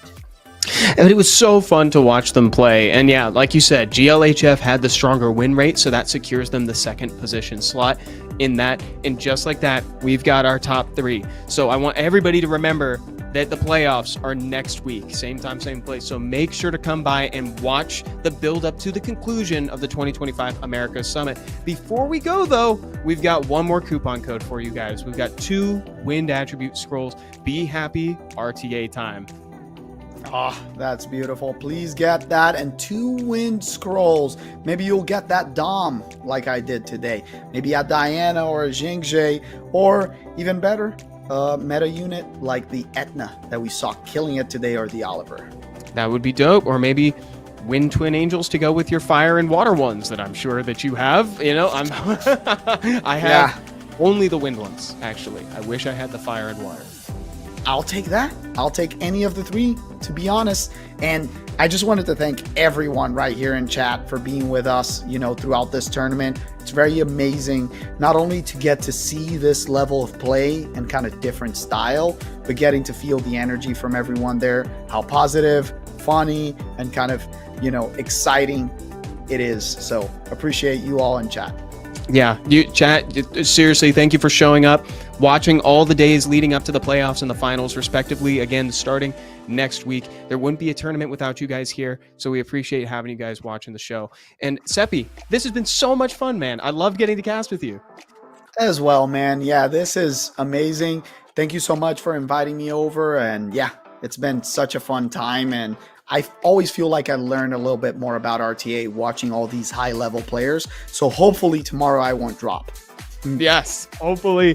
Thank you again. Thank you to chat, and we'll see y'all next week for the playoffs. Bye, everyone. Have a good night. Thank you. Thank you for watching.